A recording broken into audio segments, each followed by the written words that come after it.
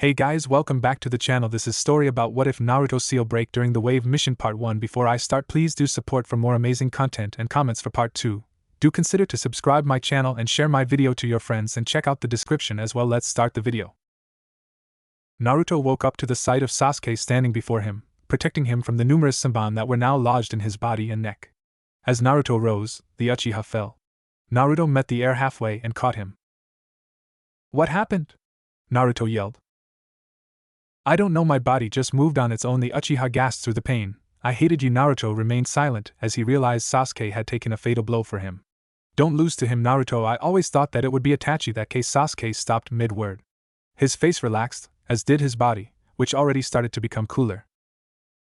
Right until the end, the masked ninja said from his mirrors. He protected you right till the end. He was a true ninja. Shut up, Naruto growled as he stood up over his friend's body. Blue chakra whipped around him furiously for a moment before it was taken over by blazing blood-red chakra and turned into a wild pyre of chakra. Haku's demonic mirrors shook and screamed in protest of the chakra the boy was releasing. The ground was ripped apart. For the briefest of moments, it seemed Naruto's form warped, but it stopped a moment later. Haku was about to leave his mirror to attack Naruto when 9 spears of the evil red chakra lanced out at the mirrors. No, they weren't spears of chakra. They were chakra tails. Kakashi, Zabuza and Sakura felt Sasuke's chakra fade. The next chakra change was felt by everyone, even Tazuna, as an incredible spike of violent, evil chakra surged from the same spot Naruto's chakra had been a moment before. Did Sensei's seal break? Did Kyuubi free itself from Naruto? Kakashi thought before the chakra rose to even higher levels and the area seemed to detonate. Zabuza's mist was blown away, pieces of chakra filled ice flying from the blast zone, the place the masked ninja had attacked the boys. Everyone looked back to the site of what used to be a dome of ice mirrors. One lone, cracked mirror stood until Haku stepped out, then it fell over and shattered. He looked at the boy he had been fighting and his eyes widened beneath his mask.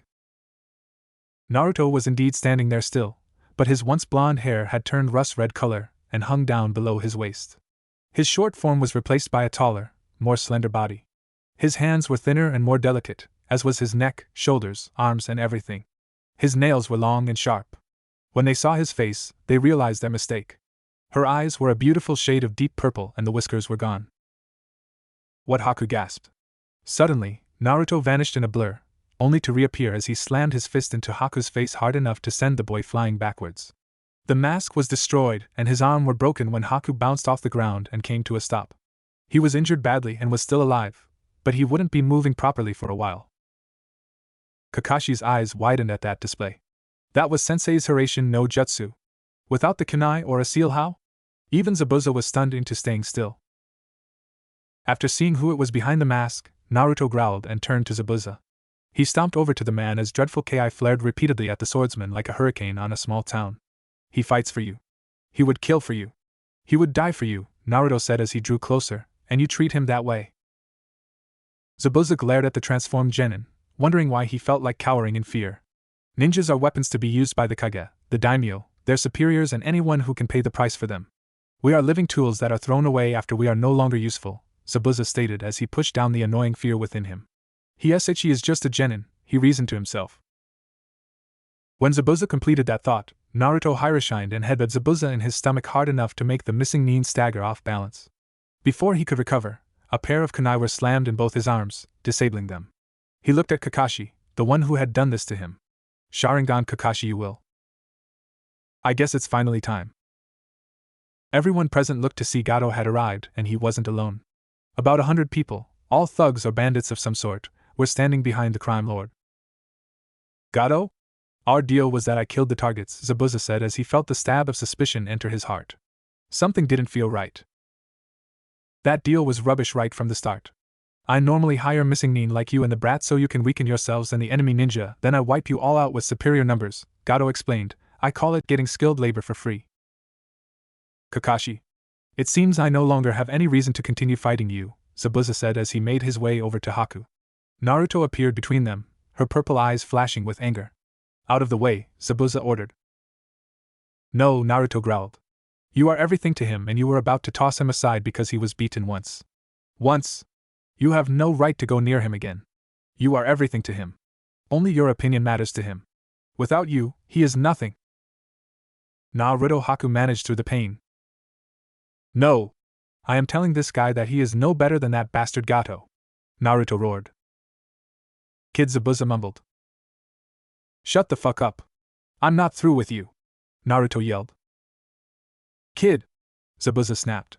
Naruto stopped and looked at the assassin's face, tear streaks staining his face wrappings. You said enough? What's this? The legendary demon of the mist is finding a new way to use water? Gato mocked, more like a baby devil if you asked me. Naruto, Zabuza called as he tore apart his face wrappings with his teeth, give me a kunai. Naruto didn't say anything as she threw a kunai to Zabuza, who caught it in his mouth and proceeded to carve a path through Gato's men with the short blade. Despite getting fatally wounded by countless weapons, he managed to reach Gato and cleave the man's head off after he promised to torture the greedy man in hell as a real devil before falling himself. Gato-san's dead. Where are we going to get our pay now? Maybe we could take it out of the village in installments. The ninja looked over at the thugs Gato had assembled as they started talking about how much they could get out of the village. Kakashi clenched his wounded hand shut and wished he had a small platoon of ninja to wipe this filth out. Sakura shivered and stumbled back as a bandit looked at her with a lecherous smirk. One of the others mentioned breaking the girls in. Tazuna was tempted to take Sakura's kunai and castrate a few of the men and then kill them. You touch Sakura-chan and I'll bite your throats out, Naruto growled. The men turned to the girl with almost blood-red hair and laughed at her. A fiery one, a dirty bandit yelled. They really go when broken. We can have a field day with her before then. Another cheered. Naruto's eyes peered out from behind his bangs, pupils reducing to slits as he glared at the men. I'll show you fire, he roared. He took a deep breath and the ninja could feel the chakra rotating within his lungs. Is he going to use a cat-on? Kakashi thought. Naruto fell onto all fours, opening his mouth to release a high-pressure stream of fire at the bandits, whose screams lasted but a single moment before them and their ashes were incinerated almost simultaneously. The bridge was also heavily burned and damaged from the fire attack. Sakura had managed to tear her gaze away from the sudden display of skill and power her supposedly weak teammate had shown and ran to see if Sasuke was alright. Kakashi was so stunned at the extremely high-level fire jutsu that he didn't notice the voice until the second time. Kakashi. The former ANB looked down at Zabuza. Can I see Haku? The assassin asked. The young ice user came over as quickly as he could with his broken arm. The Konoha ninja were there as well since nobody, other than Gato and a few choice missing nin, deserved to die alone. Zabuza-san Haku gasped as he saw the wounds on his mentor. Kid, I'm not going to make it, I just wanted you to know something before I died, Zabuza said. I'm sorry I wasn't a useful enough weapon to protect you, Haku whined. Don't say that again. You were not and never will be useless, Zabuza took a deep breath. I was wrong with how I treated you. I always knew in the back of my mind that you were more than my student, more than a friend to me, you were like the brother I never had. He smiled at a memory of Haku creating a snowflake with his ice jutsu and giving it to him, calling it a special shuriken. I'm going to go to hell. No, you aren't. Someone like you won't go where you don't want to go, Haku protested. I do want to go to hell, but not for what I have done, but to punish the ones who treated you and your clan the way they did. I am going to make sure that they know who my little brother is, the reformed assassin said as he lifted his almost useless arm. Haku took his hand and held it. Naruto, take my sword with you, Zabuza ordered. What? Naruto shrieked, proving that he was still the number one loudest ninja, possibly even louder than before with the apparent gender change. I can't even pick the thing up. I don't really care if you use it as a post to grow a beanstalk, I just don't want some dumbass getting it. Take it and mount it on your wall or something, Zabuza said with a smirk. Fine. Naruto went over to the sword and, surprisingly to even himself, picked it up with both his hands. What the hell? Is this thing hollow? Zabuza chuckled at Naruto's confusion. Take care of that brat Haku. She has insane jutsu and chakra levels, but absolutely nothing in the way of skill. She's a real ninja, just like you. Haku nodded and everyone stayed silent as Zabuza spent his last moments looking at his adopted brother. The citizens of the village showed up and most were shocked that everything was calm. Even more shocking was Naruto's new appearance. Sakura suddenly shrieked since it turned out Sasuke was only put into a very temporary death. Kakashi looked at Naruto and I smiled. At least it seems your pants still fit.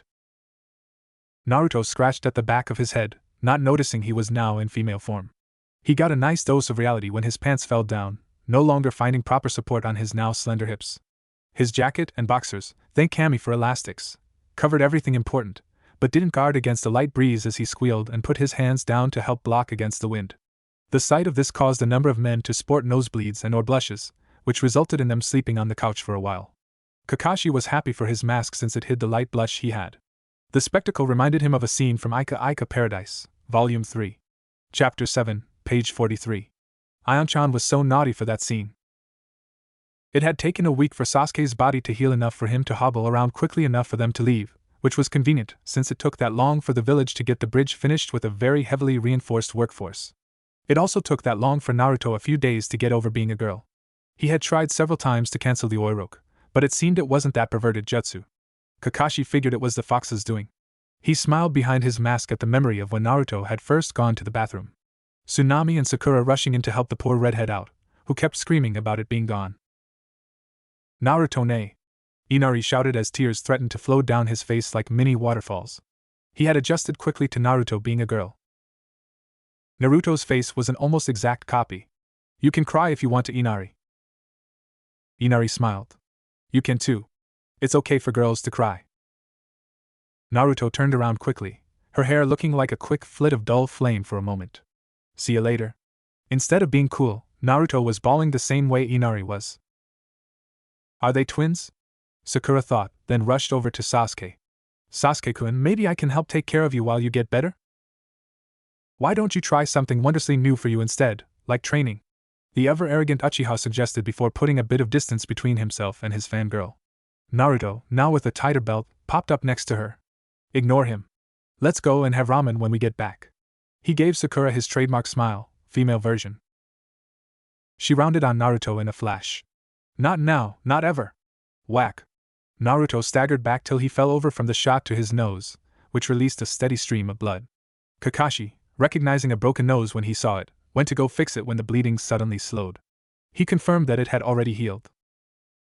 Sakura stopped and realized she had gone too far, but the slitted pupils of Naruto caused her to flinch as the rust-haired genin scampered away from his teammates and hid behind their sensei. The look in Naruto's eyes was one that sent a chill down Sakura's spine. It was the same look that the now female genin had given a few people in the past, people like Gato. His eyes were flat and the color had paled, they were filled with anger. The worst thing is that those eyes were locked on Sakura and Sasuke. What did you do that for? Kakashi asked, anger evident in his voice.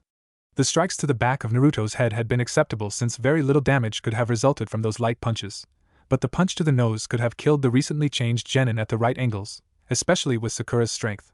Being one of Naruto's A and B guardians in the past had put some protective instinct in him when it came to the former blonde. I am sorry. Sakura trailed off when she realized she had no excuse for her recent assault on Naruto. She just hung her head and walked ahead of her sensei and teammate as they made the journey back. It was mostly quiet, just a jonin and rust-haired genin chatting about her perverted jutsu, which she could still use. The glare from Haku was one that Sakura could do without. Back in Konoha, the boys seemed to vanish within moments of passing through the gates. Sakura had searched for her teammates, to check up on Sasuke and try to repair the damage to the friendship between her and Naruto.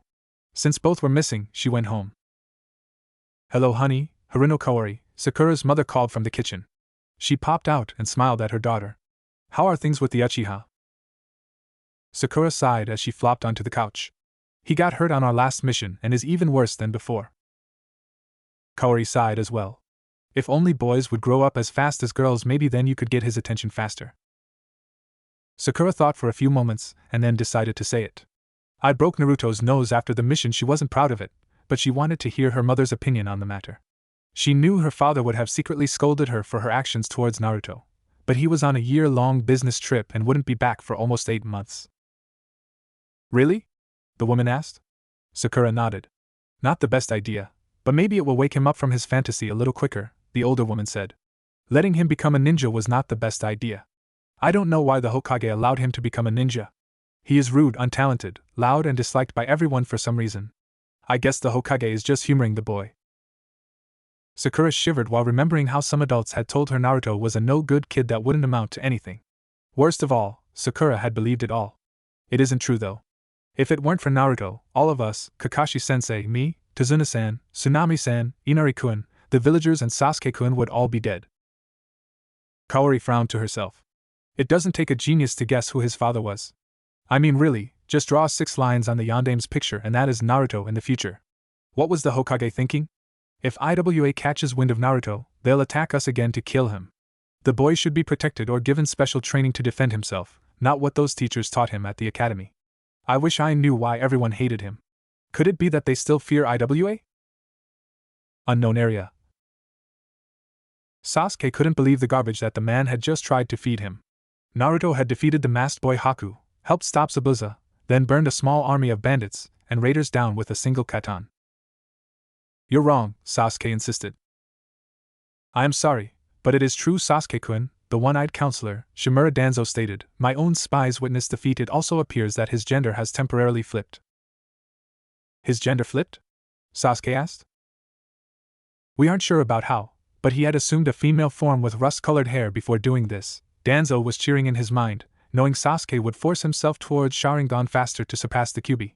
Hiruzen actually helped me by keeping it alive all these years and allowing it to become a ninja. I can already feel 2 new Sharingan being implanted in my arm. Of course, Sasuke-kun will have to kill the demon first, then die from the wounds he received from the demon child.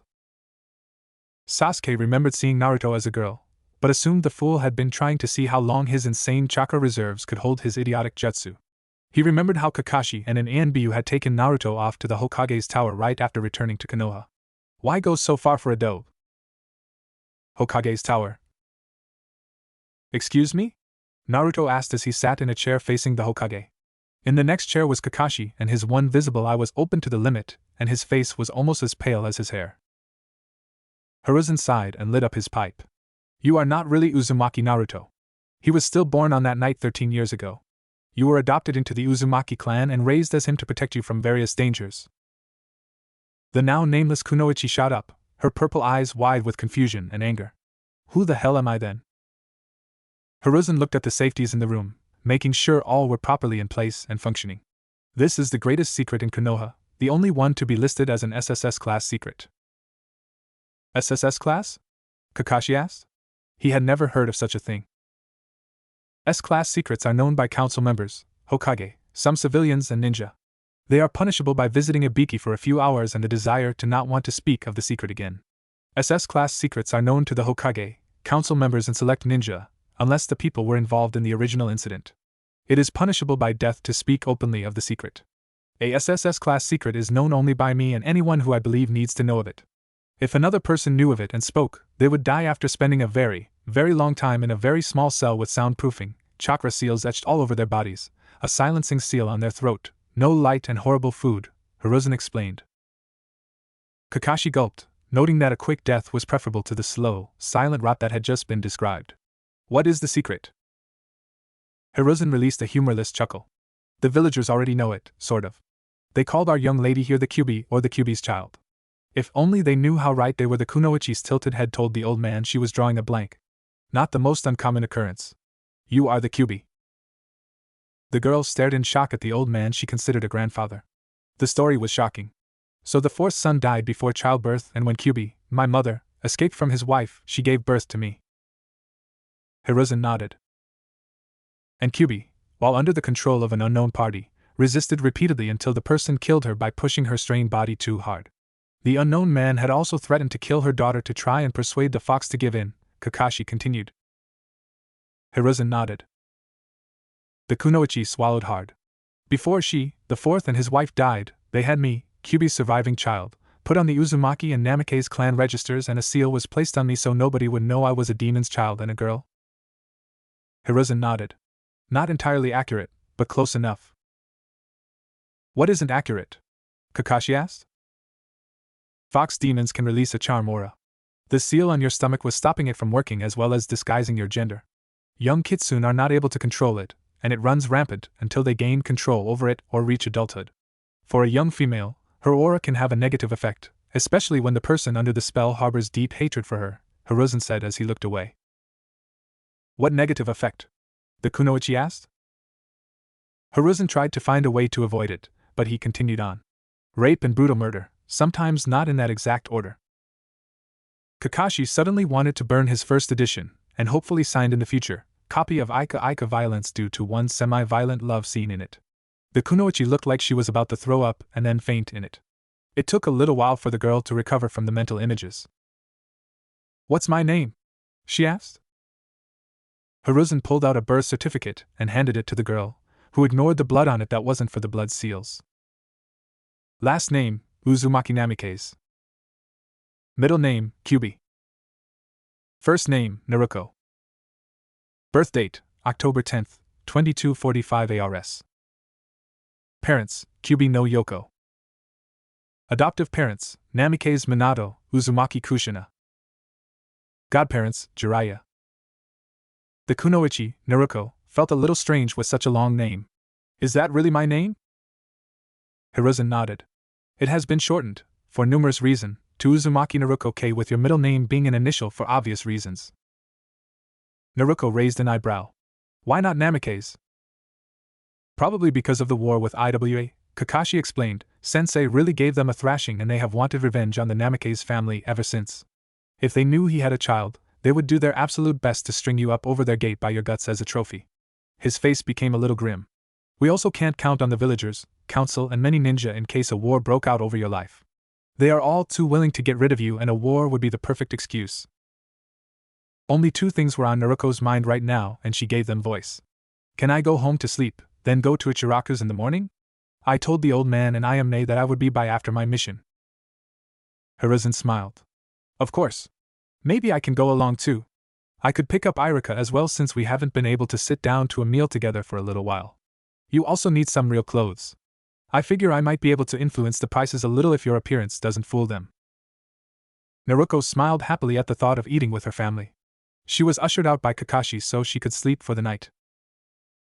Hiruzen's pocket suddenly hurt, and he realized that the girl could consume even more food now that she was unsealed. He hoped she had enough food left over to lessen her hunger for ramen by tomorrow morning. Being Hokage didn't pay nearly enough to feed a growing kitsune. Ayame was used to strange things in the village. It was a ninja village after all, so strange things didn't bother her as much as they could have. Seeing Naruto as a girl, still Naruchan to her either way, and hearing the Hokage's explanation didn't change her opinion of Konohagaku's prank master, now prank mistress. She actually pulled the girl aside for a moment to add more to the girl's arsenal for later use. Men all over the village shuddered for some unknown reason at that moment. Some felt dread when they saw the colors purple or red. One boy suddenly threw up as Ino handed him his change, startling the poor heiress. The men also felt the sudden need to protect their genitals. Sales for groin protection shot through the roof that day. It was unofficially called the Day of the Cup by vendors in Konoha.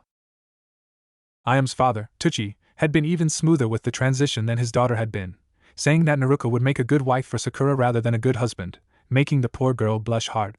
It also meant that Naruko's skill with cooking couldn't be held against her anymore. Tuchi even handed over a copy of some of the redhead's favorite ramen dishes, saying that Ayame and him would help her out if they proved difficult. He knew that his sales wouldn't be hurt by this. Naruto came for the ramen and the company of the Ichiraku family. Ayame giggled when she handed the bill to Irika and the Hokage, watching both men turn as white as the sheet in front of them. The two started debating who would pay how much of the bill. Negotiations quickly fell apart, and it was reduced to a game of rock paper scissors. 2 wins paid less. The Hokage lost and surrendered his money to feed the stomach of the Shinigami of wallets, Uzumaki Naruto. Irika and Hiruzen told the girl that her team would be waiting for her at their usual meeting spot.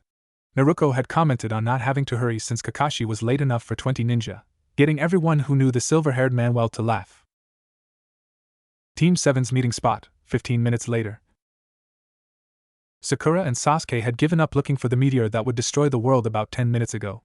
The reason for the search was their teacher, the Hatake Kakashi, had arrived on time and his book wasn't in his hand. Now they were waiting on Naruto's arrival. What happened to Naruto last night? Sakura asked. Kakashi was, again, happy for the mask since it hid the smile. He resisted the urge to tell her the truth about the former blonde, but decided against it. I don't know, he took off soon after we got back. Sorry I'm late. I got cornered by every black cat in Konoha. Sakura and Sasuke turned to the voice and their minds froze. Kakashi chuckled at the obvious jab as well as his other two students and their reactions. Running up to them was Uzumaki Naruto, secretly the new Kyuubi since her mother had died and passed on the title to the young kitsune. She was wearing an outfit similar to Sakura's, though Naruto's was sleeveless and she wore elbow warmers with bandages on her shins and biceps. Naruto's outfit was also black with a silver Uzumaki spiral on the back. The girl still had her hair down like Sakura's hair, though Naruto's hair almost reached her thighs.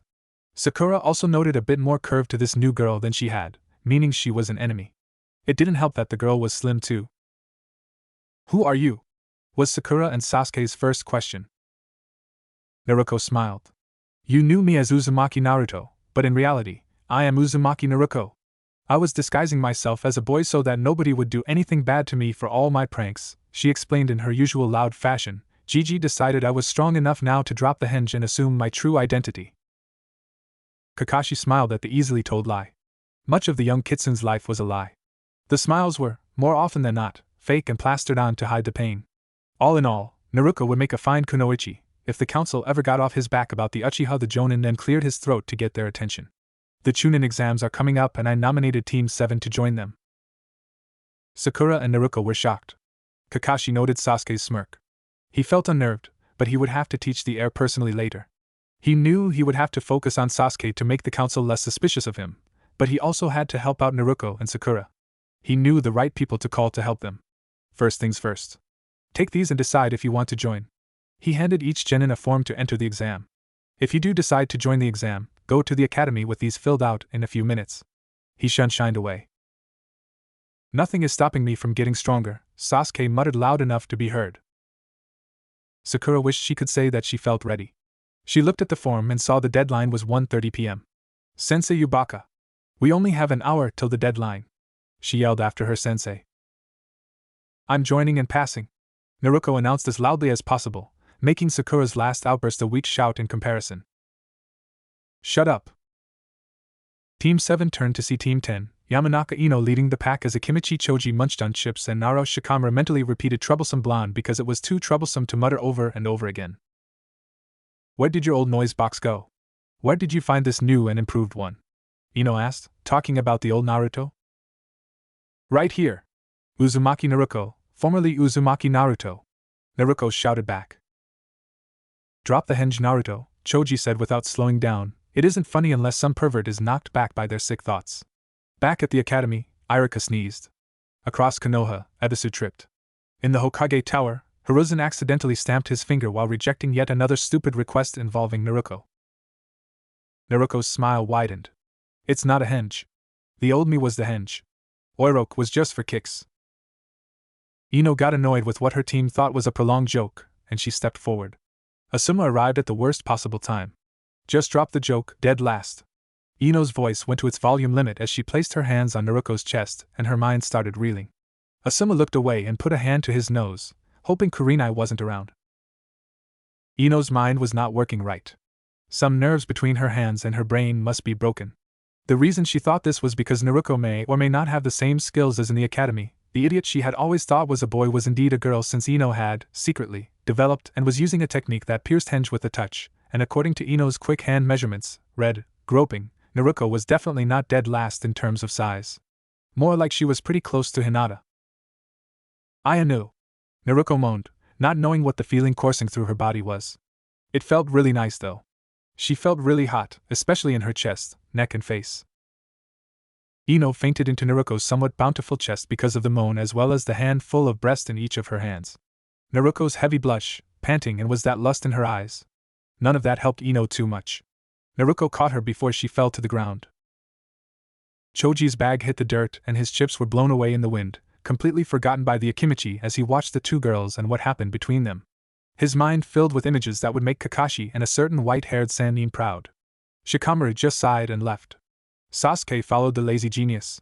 Asuma decided to go away before he wound up becoming a perverted bookworm like Kakashi. Unlike the aforementioned open pervert, Asuma had a potential lover that didn't have page numbers, though she did have a nice cover.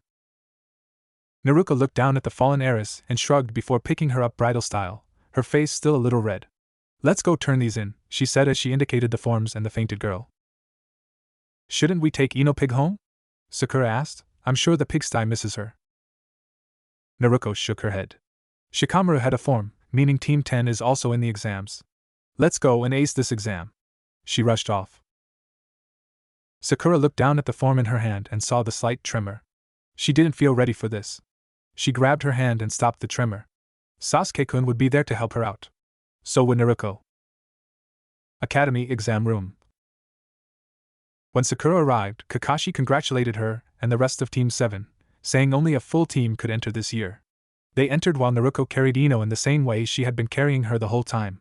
It had been a rather eventful trip to say the least. Sakura and Naruto never knew eyebrows could grow very thick. Inuzuka Kiba was the first to know they were there. It was odd though. He smelled the Uchiha prick when he had come in. Now he smelled Sasuke's pink-haired harpy, his blonde-haired siren and some kunoichi who smelled sort of like Naruto, but also smelled of something else. He turned to see the strange kunoichi carrying the loudmouth blonde who had often caused his ears to ring with her Uchiha worship.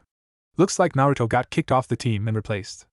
Ah well, never expected that dead last idiot to pass in the first place, let alone make it to a team, the Inuzuka heir thought as he examined this new girl, liking what he saw. The girl put the blonde heiress down in a seat and walked over to the gathering of the other rookies from the academy. Looks like everyone from the academy is here, she said, getting strange looks from the others. Who are you, Foxy? Kiba asked, liking the nickname he thought up. She was definitely a vixen in his eyes. Sasuke stepped up. I'll make it short. Naruto was a hench, this is the real deal. Her name is Uzumaki Naruko. He walked away to sit down next to a named ninja, not wanting to stay around the others for longer than he had to be. Naruko looked down at the smoke bombs and flash bangs in her hands, seemingly saddened that she couldn't use them for some grand display anymore. No way! You're Naruto? Kiba shouted. The others were speechless. Naruko nodded. Naruko, huh? Team 7 turned to see a gray-haired genin standing there. Who are you? Sakura asked. I am Yakushi Kabuto. He then shook hands with Naruko and Sakura, but Sasuke refused to move. No matter. I am just here to wish you luck in the Chunin exam. When he turned and stepped forward, he bumped his shoulder into a genin from a different village. Sorry. Not sorry enough, the ninja said as he swung his fist at Kabuto. The older genin dodged it, but then fell down while holding his ear. Kabuto-san! Sakura shouted as she and Naruko went to see what was wrong. His left ear was bleeding slightly. Naruko looked up, but the attacking genin was gone. I'm fine, Kabuto assured the girls. I'll get some help from my teammates. That is the key of this exam anyways, teamwork. He then walked unsteadily into the crowd. A number of Chunin and a scarred man with a bandana appeared in the room. Sit down, maggots, the scarred man ordered. Naruko sat down quickly, sitting next to Ino, who was starting to wake up. Everyone was quickly seated and the Chunin flashed by, leaving a paper and a few pencils before each genin. I am Marino Ibiki, first proctor of the Chunin selection exam. Welcome to the first stage of hell, he said menacingly. This part of the exam is a written test. The rules are a bit different though. You will start with 10 points. Each wrong answer will deduct a point. The scores will be added up amongst your team, so if one person fails, that means that the exam is over for your team. If you get caught cheating more than 3 times, you and your team will be forcefully ejected from the test, the man explained. Before I forget, the final question will be revealed in the last 10 minutes of the test. Begin! Pages were flipped and Kiba's comment mirrored everyone's thoughts. This shit is hard. He groaned. Sakura noticed that she could answer the questions, but most of them were far too difficult for a regular genin to answer. Even Sasuke-kun would have some difficulty with them. For Naruko, she was doomed. No question about it. Thud.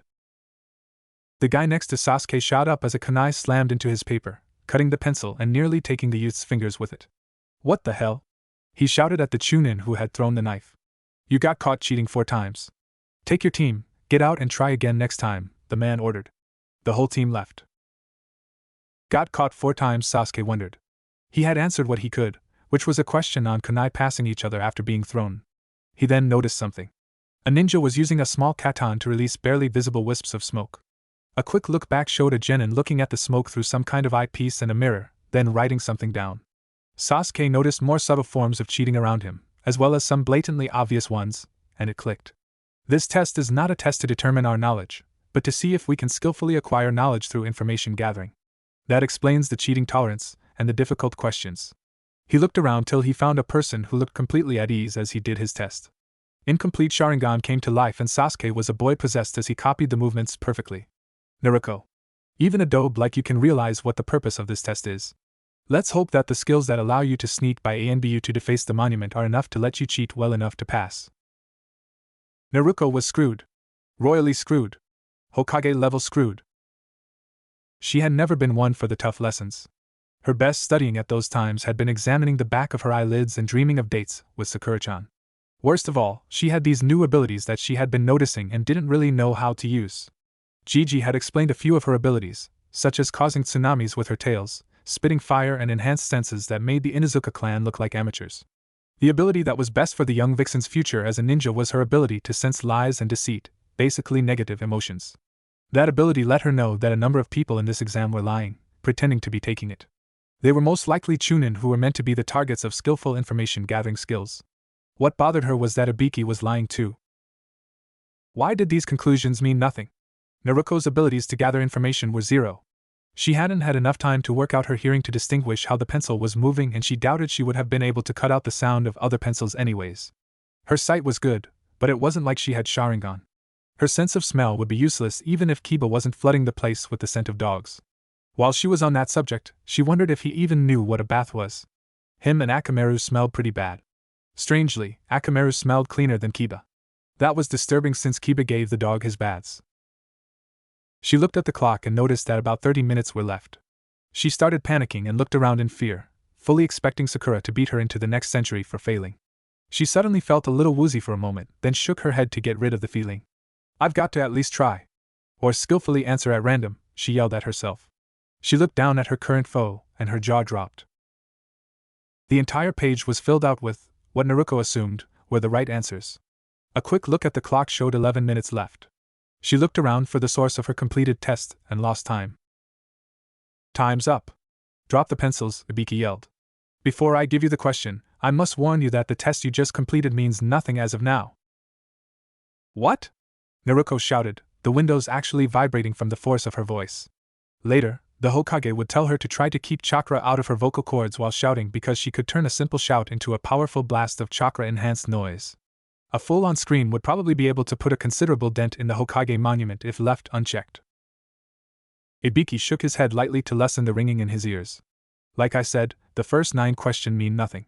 This last question is a make-it-or-break-it question, a test in itself. He smiled evilly at the genin. I must warn you though, answering this question wrong will result in you being permanently removed from the list of candidates for all future Chunin exams. He let this soak into the heads of the genin. You can choose to not take this final question on and retire from the exam now, leaving you with the chance to advance in the next exam 6 months from now, he said. Almost instantly, teams started leaving. They were leaving faster than during the original test. Ino felt scared. She hadn't really felt ready for this test, but she had to be strong, or at least appear to be, so Sasuke-kun would eventually turn to her in interest. That is also why she forced Shikamaru and Choji into coming as well. In truth, she had expected the worst from moment 1.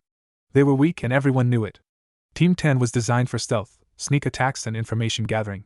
Team 8 and 7 were more combat-oriented. For Team 7, Naruko was, or used to be, a tank with her stamina being used to wear her opponents out. Recent rumors claimed she had access to Katon now, though they were just rumors. Sakura was a supporting type who knew some decent jutsu that could be used to open the enemy's defenses up for her teammates to attack. Sasuke was pretty good at everything, though his teamwork and genjutsu needed work. His powerful katon were used to basically blast holes in the enemy ranks, while his taijutsu, tools and speed were used to finish up whatever was left. Team 8 was similar. Hinata could disable an enemy with her Juken abilities. Shino was capable of running interference with his bugs, siphoning chakra from the target, gathering information, tracking, or just making it easier for the taijutsu specialists of Team 8 to land a blow. Kiba was the tank, though he was more speed and attack-oriented than Naruko was. He was also the main tracker of Team 8. Team 10 was just screwed up and too centralized to be effective in combat. Choji was a pure taijutsu type, a tank in the truest sense. Shikamaru was in the same boat as Sakura and Shino, a person who opened holes in the guards of Team 10's targets. His few attacks were either too slow, too limited, or restricted to regular taijutsu and tools. Ino herself wasn't much better. She had some good genjutsu, but mostly relied on her ability to rob the target of their own body. Her tool use and taijutsu were both quite weak. Plain and simple, all their combat effectiveness was concentrated in one member when the other rookie teams had 2 members who could fight on a competent level. Team 10 was more suited to espionage missions. It was an understatement to say that her hand rose at the same time Sakura's started to rise, right at the same moment Naruko made herself known. Across the room, Sakura was conflicted. She was wondering why her eyes strayed to Naruko, why her head was filled with Naruko and not Sasuke-kun. Why was it that she could clearly see an older Naruko sitting on a roof, staring at the Hokage monument with a forlorn expression? Why was it that she could see Naruko's pained face at getting a D and C rank mission while people her age were getting B and A rank missions? Why was it all about Naruko and not Sakura herself and Sasuke-kun? Why did she want Naruko to become Hokage all of a sudden? The answer hit her quickly. She could see Naruto becoming Hokage. The girl radiated the same aura that the Sandaime had. Her kind smile when playing ninja with children was the same as when the Hokage took a moment to teach the children something or to just tell them a joke or two. Plain and simple, Naruto seemed to be more like the Hokage than the rest of the Sarutobi family. She figured that Naruto's training began long before the academy with a professor who truly cared about her growth. Sakura wasn't blind. She had often seen the academy instructors, other than Irika, talking to Naruto, when he was hinged personally. Then she saw his skills become worse and worse with each of these lessons. Sakura was also beginning to suspect that her rust-haired teammate was far more intelligent and skilled than she let on. Naruto had, most likely, taken what Kakashi said about looking beneath to heart, hiding her abilities until she needed them. Because she didn't want any of this crushed before it began, she lifted her hand up with an uneasy smile on her face. It wasn't the satisfaction of stopping Naruto from advancing, it was a nervous and pride-filled smile. She was finally doing what a ninja did, protecting something that she considered important. Bang! Crunch! Everyone stopped to look at Naruto, who was looking down at the now badly cracked desk under her fist. Sorry, I wasn't trying to do that," she quickly shouted. She calmed herself down a bit. "I know you're lying, but it doesn't matter at all. I will become Hokage no matter what anyone says to me. You can't stop me or anyone else from becoming what we want to be." Naruto's speech had a double effect. Her teammate and desk partner both felt confident all of a sudden. Naruto was the dead last in everything except chakra reserves, and if she could mush on, so could they. The other effect was making some of the others who were about to leave decide against it. This was mostly due to men not wanting to be outdone by some random girl. Who cares if she was attractive? They would show her they were just as good, if not better, and then maybe they would have a chance with her. Ibiki noticed he couldn't make more people to leave unless he put a kunai to their throats and ordered them to go. He had lost to some scrap of a girl he hadn't ever seen before, though she did remind him of this annoying brat in almost neon orange that he had once heard at a ramen stand. He sighed. "You all pass." Everyone stared at him in shock. "What about the 10th question?" Sakura asked. "There is no 10th question. It was simply a test of wills," Ibiki explained. "As I am sure you all noticed, the first 9 questions were all about your information-gathering skills. This last question was a test of your resolve. Those with weak resolve are the ones who break first when captured and interrogated." The man removed his bandana, revealing scars from kunai and what they assumed were screws of some sort. He replaced the bandana once he was sure that everyone had a good look. Now for the eni. Crash! A ball of gray flew through the window and went for the spot in front of Ibiki. It unfurled when 4 kunai flew out to anchor themselves in the floor and ceiling. It was a banner and a woman stood before it. It read, "Mitarashi Anko. Chunin Exam 2nd Part Proctor." "I'm Anko," she shouted as she pointed forward, prepared to go to the 10th ring of hell. Everyone who had been in class with Naruto automatically placed this Anko woman into the same category. "It's Naruto's mother!" Kiba shouted. A kunai slammed into the desk before him, clearly aiming for his genitals. "Anko," Ibiki deadpanned as he peeked around the banner, "you are early again. And hell only has 9 circles, not rings." The woman showed the decency to blush like a kid caught doing something really bad, then she took stock of the genin. "You going soft, Ibiki?" she asked. "You barely put a dent in them." "What can I say?" Ibiki shrugged. They were easy to break before somebody motivated them to stay. He lightly gestured towards Naruto with a quick glance. Said girl caught the barely discernible motion, wondering how many others like it she could now pick up with her eyes. Anko turned to look at Naruto, squinting her eyes as she tried to place the girl. "Naruto? That you?" she asked. Naruto's face assumed the expression that many associated with a frog. Anko smiled brightly, then pulled out a kunai and flung it to slice the girl's cheek. In a flash, the kunai was retrieved and Naruto was pinned to her desk. Anko sat on the cracked desk, leaned in and licked the cut. "It's Naruto-kun!" Anko cheered happily after tasting the blood. With that cut and lick, Naruto remembered the woman who had attempted to make her switch from the heavenly taste of ramen for the sweet temptation that was dango. That meeting had started with a sliced cheek as well. "Dango lady," Naruto muttered. Anko hugged the girl tightly, forcing Naruto's face into her bust. Since Naruto was still only interested in women, she quickly fainted from the experience.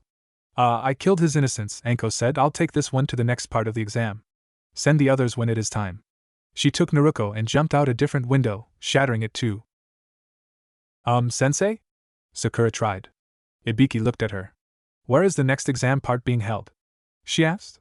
Ibiki face-palmed while muttering about scatterbrain ninja. The genin stared in shock at the massive gated fence before them. It had to be at least 20 feet high and looked to be made of incredibly strong metal. To top it off, the gate, that they could see, this was gate number 14, had more locks on it than all the doors in Konoha combined, as well as barbed wire so thick it looked like a tube of barbed metal was atop the fences. So this isn't a henge? Anko asked the redhead. Naruko nodded. The old me was a henge. Anko wanted to ask more and teach the girl a few tricks, but she noticed the other genin had arrived. Well, I guess it is time to get started with this part of the exam. She turned to Naruko briefly. Go hook up with your team. Naruko got up and ran to her teammates at top speed. The speedy movement caught the interest of a number of the genin present. The most noteworthy were a Hyuga girl, a young man wearing green spandex, a gray-haired youth, and a grass ninja. Welcome to Training Area 44, also known as the Forest of Death, Anko announced, though it is much better known as my playground. The giant tigers are cute and cuddly. Everyone present, even the high-ranked ninja, sweat dropped at her comment. This leg of the exam is a 5-day-long battle royal where you will be fighting other genin teams, wild animals, and the express need to throttle the idiots in your team. Many people looked at those idiots in their team while Anko took a breath. You will nominate a team leader, then you will go to this tent to receive a scroll. Anko pulled out 2 scrolls, one marked Earth and the other marked Heaven. She held them up for all to see. Each team will receive 1 scroll and you will need to take the one you don't have from the other teams by any means necessary. Since there are a limited number of each scroll, only half of you could pass, though most likely less than a quarter of you will make it out alive. After getting a scroll, make your way to the tower in the center of the forest. Get moving! After a few moments of shivers or whatever it was people did when they heard something ominous, the teams started deciding who would lead. For Team 7, Sasuke wound up pulling the clan card, then the Kekai Genkai card, the only guy in the group card, then started pulling out the popularity card when Naruko growled and told him to shove the damn scroll up his ass for all she cared. They went to the tent, which Sasuke noted was curtained so it would be that much harder to guess who had what scroll. Team 7 was assigned to Gate 22 and received a Heaven scroll. They were warned not to open it before they got to the tower, another thing Anko forgot to mention, before they stowed it in a metal carrier with a belt for carrying. Team 7 waited before their gate. After a few minutes, the man at the gate cracked it open. Go now! He bellowed. Team 7 ran through the opening and heard the gate slammed shut behind them. End of day 1, somewhere in the forest. Naruko wanted nothing more than to punt Sasuke's sleeping duck ass out of the forest and into the Hokage monument. The bastard cheated during their rock-paper-scissors duel, using his Sharingan to read his teammates' hand movements so he could counter them. Then Naruko almost beat Sakura-chan's rock with her paper, but noticed it coming and switched to scissors. Now guard duty was Naruko from 10 p.m. until 2 a.m., then Sakura-chan from 2 a.m. to 5 a.m., then Sasuke would guard from 5 a.m. till 7 a.m. when they would start moving again. It was now 2:30 a.m. Naruko let Sakura-chan sleep, not feeling tired in the least bit. Oddly enough, despite all the tree climbing, running and constant worry of being attacked by a wild animal, Naruko felt oddly at peace in the forest. She felt invigorated. Team 7 hadn't encountered any other genin nor did they run into wild beasts. That struck the kitsune as weird. Well, with how much Team 7 had to walk, and with there being 44 gates to this wonderful forest, it was no small wonder that no other team had stumbled across them yet. Naruko took another deep breath of the crisp night air and fed the small fire some wood to keep it going. She was going to wake the team up an hour early and make him take the rest of the watch, the cheating jerk. Day 2, 10 a.m., somewhere else in the forest. Sakura had a full night of sleep, Naruko having opted to cover most of the first 2 shifts. Sakura would have been a little worried, but Naruko seemed to be as energetic as ever, possibly even more than usual if such a thing were possible. They were currently moving through the trees because the terrain under them was too rough for running. Sasuke was in the front with Sakura in the middle and Naruko bringing up the rear. This didn't seem to be a good setup because Naruko kept accidentally passing Sakura. Speaking of the girl, she seemed a bit weird for the last while. She kept turning and looking in various directions, almost like she heard something. Naruko, stop doing that, Sasuke ordered. The redhead locked her gaze on the air. But I keep hearing things, she said. Sasuke signaled a stop. The 3 genin descended to ground level because it was starting to even out enough to run across. All right, Sasuke said, then kicked Naruko hard in the stomach. As Sasuke-kun? Sakura stammered. I never thought I would meet someone who was even worse at transforming than Naruko, Sasuke said to the girl he had just kicked. Naruko wears her weapon pouch on her right leg, not the left. Naruko released the henge, revealing herself to be a male Ainin with a full gas mask. He threw a kunai at Sakura, marking her as the weak link. Sasuke deflected the weapon, then threw his own to make the ninja run. He gave chase, seeing Naruko laying on the ground, drooling a bit while knocked out. He tossed the kunai down next to her head, figuring she had been caught and replaced with little trouble. Hopefully, the kunai landing next to her head would rouse her. He returned his attention to the aim nin and attempted to land a few hard blows on him, but the ninja just wove around the strikes. With one of these odd twists, the older ninja swung his arm at Sasuke's face, knocking him down to a tree branch. The ninja then jumped down at Sasuke, intent on finishing him off. Thunk! The attacking ninja had to redirect himself at the last moment to avoid a kunai thrown courtesy of Naruto. Sasuke took the weapon using a variation of the tree climbing exercise and launched it at the ninja while there was an opening. As expected, the ninja twisted out of the way, but provided a large enough opening for Sasuke to appear behind him and strike him down with the same kunai he had just dodged. Sakura! Sasuke yelled as his Sharingan blazed, "This is real combat. Freezing up will end with you dying. You need to wake up and fight for your life." Sakura started at this, but realized that she would have to fight with her all soon enough. This is why she didn't feel ready for this exam. A few minutes later, after having found no scroll on the dead ninja, the team decided to use a code so they wouldn't mess up again. It was a really complicated code too. "Let's get Goi!" Sasuke started, but a large blast of wind struck the genin, throwing Naruto away with a particularly powerful gust. "Hello, Sasuke-kun," a kunoichi said from the center of the blast. She didn't look like too much, but she radiated power. She merely smirked as Sakura and Sasuke recovered their footing. In a flash, kunai slammed into their foreheads, killing them. The sensation disappeared in a moment, and Sasuke realized that it was just a woman's killing intent, nothing else. "This is bad," Sasuke thought as his gaze slid over to see Sakura shaking and crying on the ground from the sensation. The girl was overloaded on killing intent, her mind temporarily broken. "We need to move." He battled with his body as the Kusanin drew closer and closer, every step throwing waves of ki at the two genin. When she threw a pair of kunai at the two, Sasuke drew his own kunai and stabbed himself in the leg, then tackled Sakura out of the way with the blades still in him. "Sasuke-kun!" Sakura shouted, shocked at waking up from the nightmare to see Sasuke with a kunai in his leg. Another volley of kunai flew at them, and they had to split up. "Not too far away, same time." "Ow!" The red-headed kitsune snapped as she held her head. She had been thrown into a tree, but not before bouncing off a tree root or two, maybe a rock too. "Where's Sakura-chan and Sasuke team?" she asked herself as she looked around. She calmed herself and attempted to listen for the sounds of battle, or something. A very strong smell hit her nose, one that she would later realize was fear. She heard something, but it wasn't battle. Her eyes snapped open to see a very large snake staring down at her, tongue flicking out to taste the air. "Oh shit!" Naruto shouted as the snake darted for her. She jumped at the last second, making the snake miss by a few centimeters. She actually landed on it, and then decided it was cat-on time. How did I do it again?" she asked herself. The snake didn't like ferrying people around, so it batted the girl off its head with its tail. Naruto landed and looked up in time for the snake to slam into her, mouth wide open. "I was eaten," Naruto thought as she was swallowed. She took solace in knowing that no other Hokage to be before her has been eaten by a giant snake and lived to tell the tale. Of course, she had to live first. Since she couldn't remember how she used that cat-on before, and she had no tails or anything, she had to think of another way to escape. Hiss. "Damn it! I'm getting burned!" she shouted at the top of her lungs. To her shock, the snake exploded for some reason. She recovered after she picked herself off the ground, happy that she didn't have snake bits all over her. "I'm the next Hokage. I can't become lunch yet," she told any other large creatures that might be looking for a free snack. She bolted towards the smell, thinking it might lead her to her friends. She didn't notice her hair growing wilder, or her nails sharpening as she ran. She didn't even notice when she dropped to all fours and took to the high tree branches with a single leap. "Sasuke and Sakura." "Sasa dash!" Sakura started, but the air faced her with a kunai ready. She realized what he wanted and repeated the code. Sasuke relaxed slightly. "We need to find Naruto," he said. Sakura nodded and the two started to move around, looking for the redhead. "Sasuke!" the girl shouted as she came into view. "Quiet!" Sakura shot back.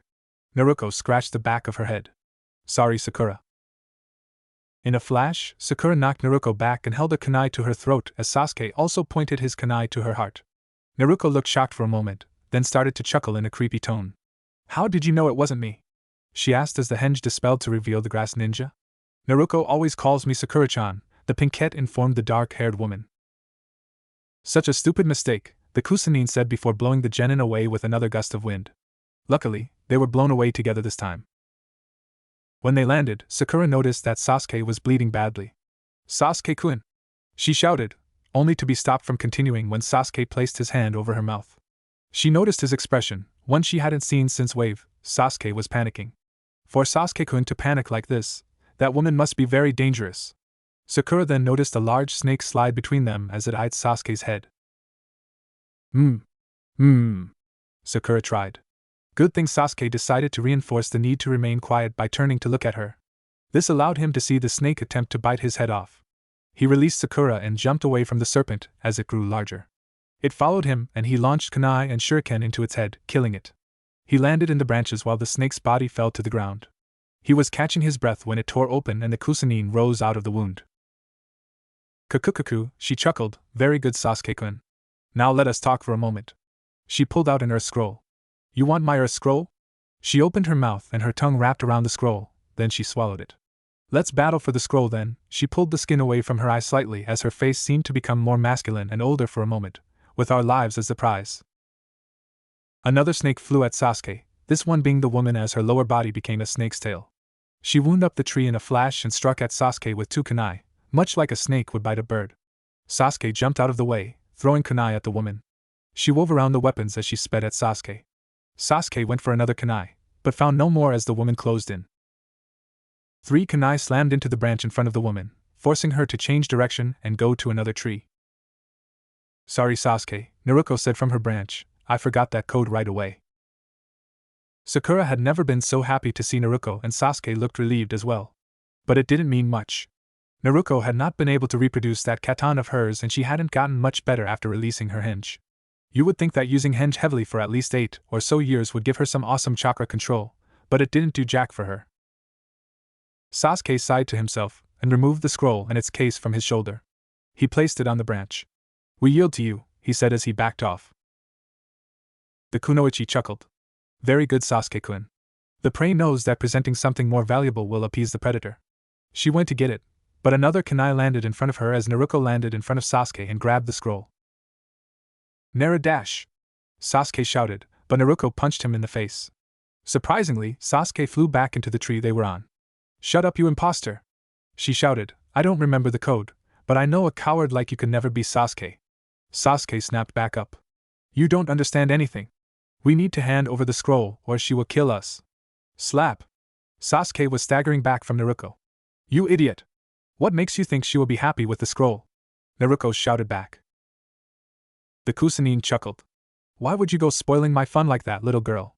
Sasuke started sweating bullets. He should have realized it when he first saw her. Nothing other than their deaths would satisfy this woman.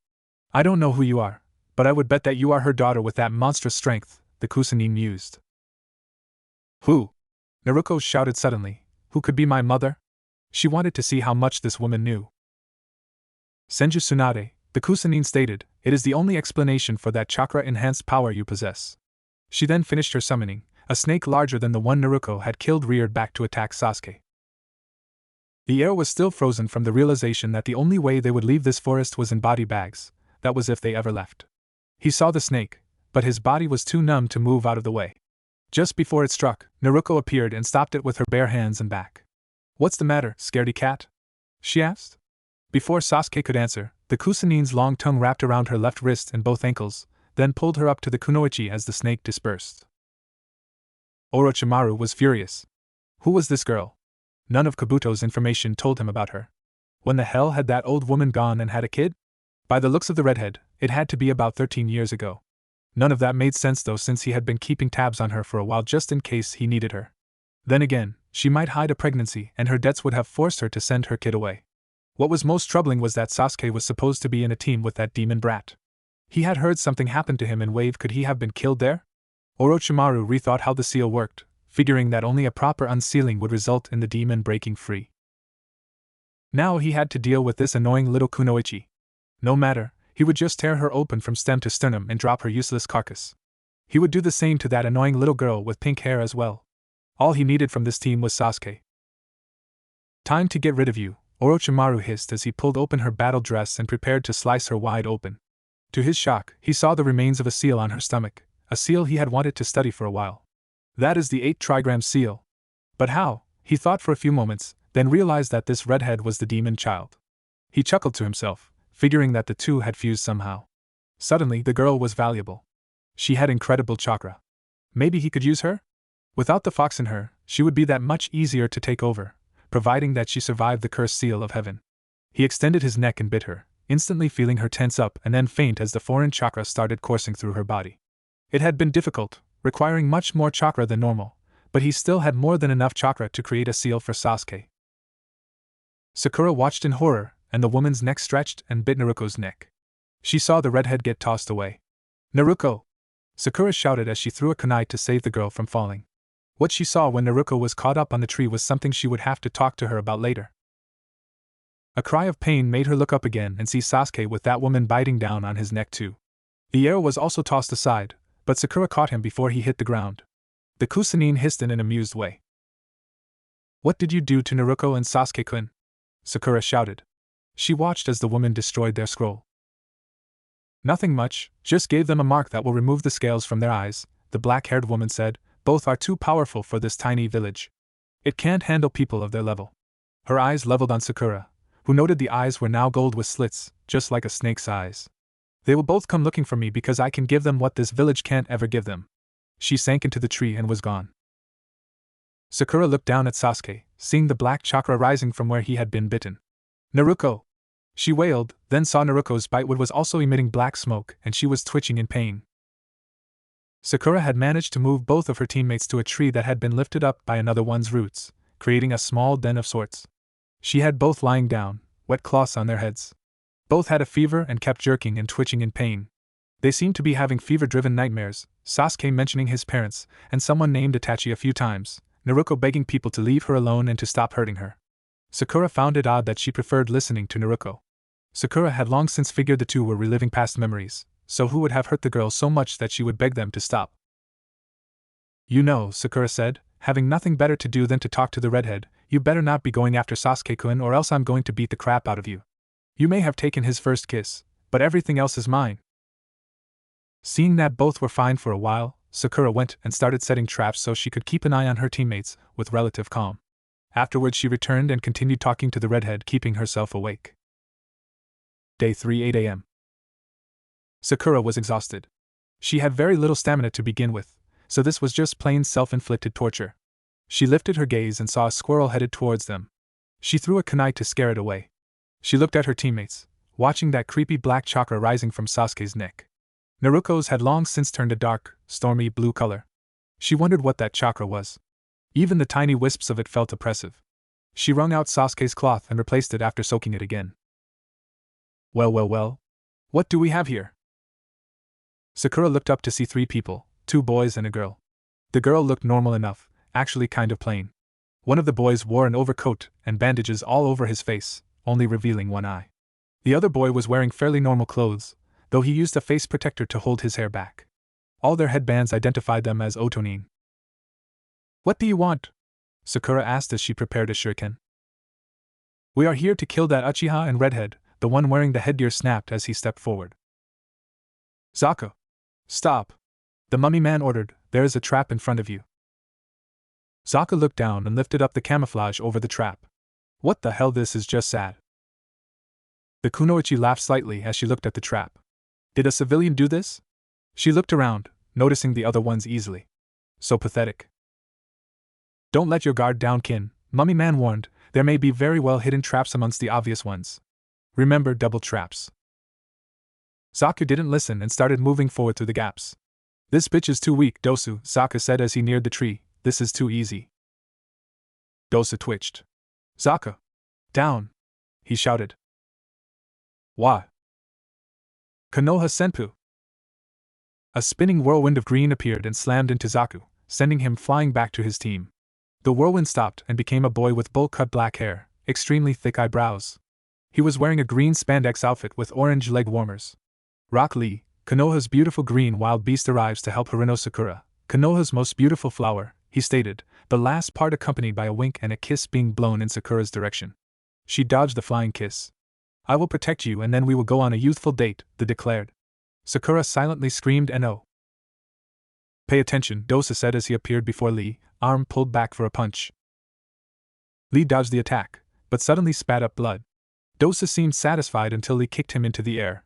He then jumped after him, appearing behind him. The conditions have been met, he stated as the bandages on his arms unraveled, only to wind around Dosu to immobile him. Lee redirected them so their heads were pointed towards the ground, then sent them spinning. "Omote wrench!" he shouted as they slammed into the ground, Lee flying out of the dust cloud. When the cloud cleared, it showed Dosa buried up to his waist in the dirt. "You got him!" Sakura cheered, but Lee's hard gaze dampened her mood. "It was too soft," he muttered. Dosa pulled himself out of the ground. "Thanks, Zaku," he said.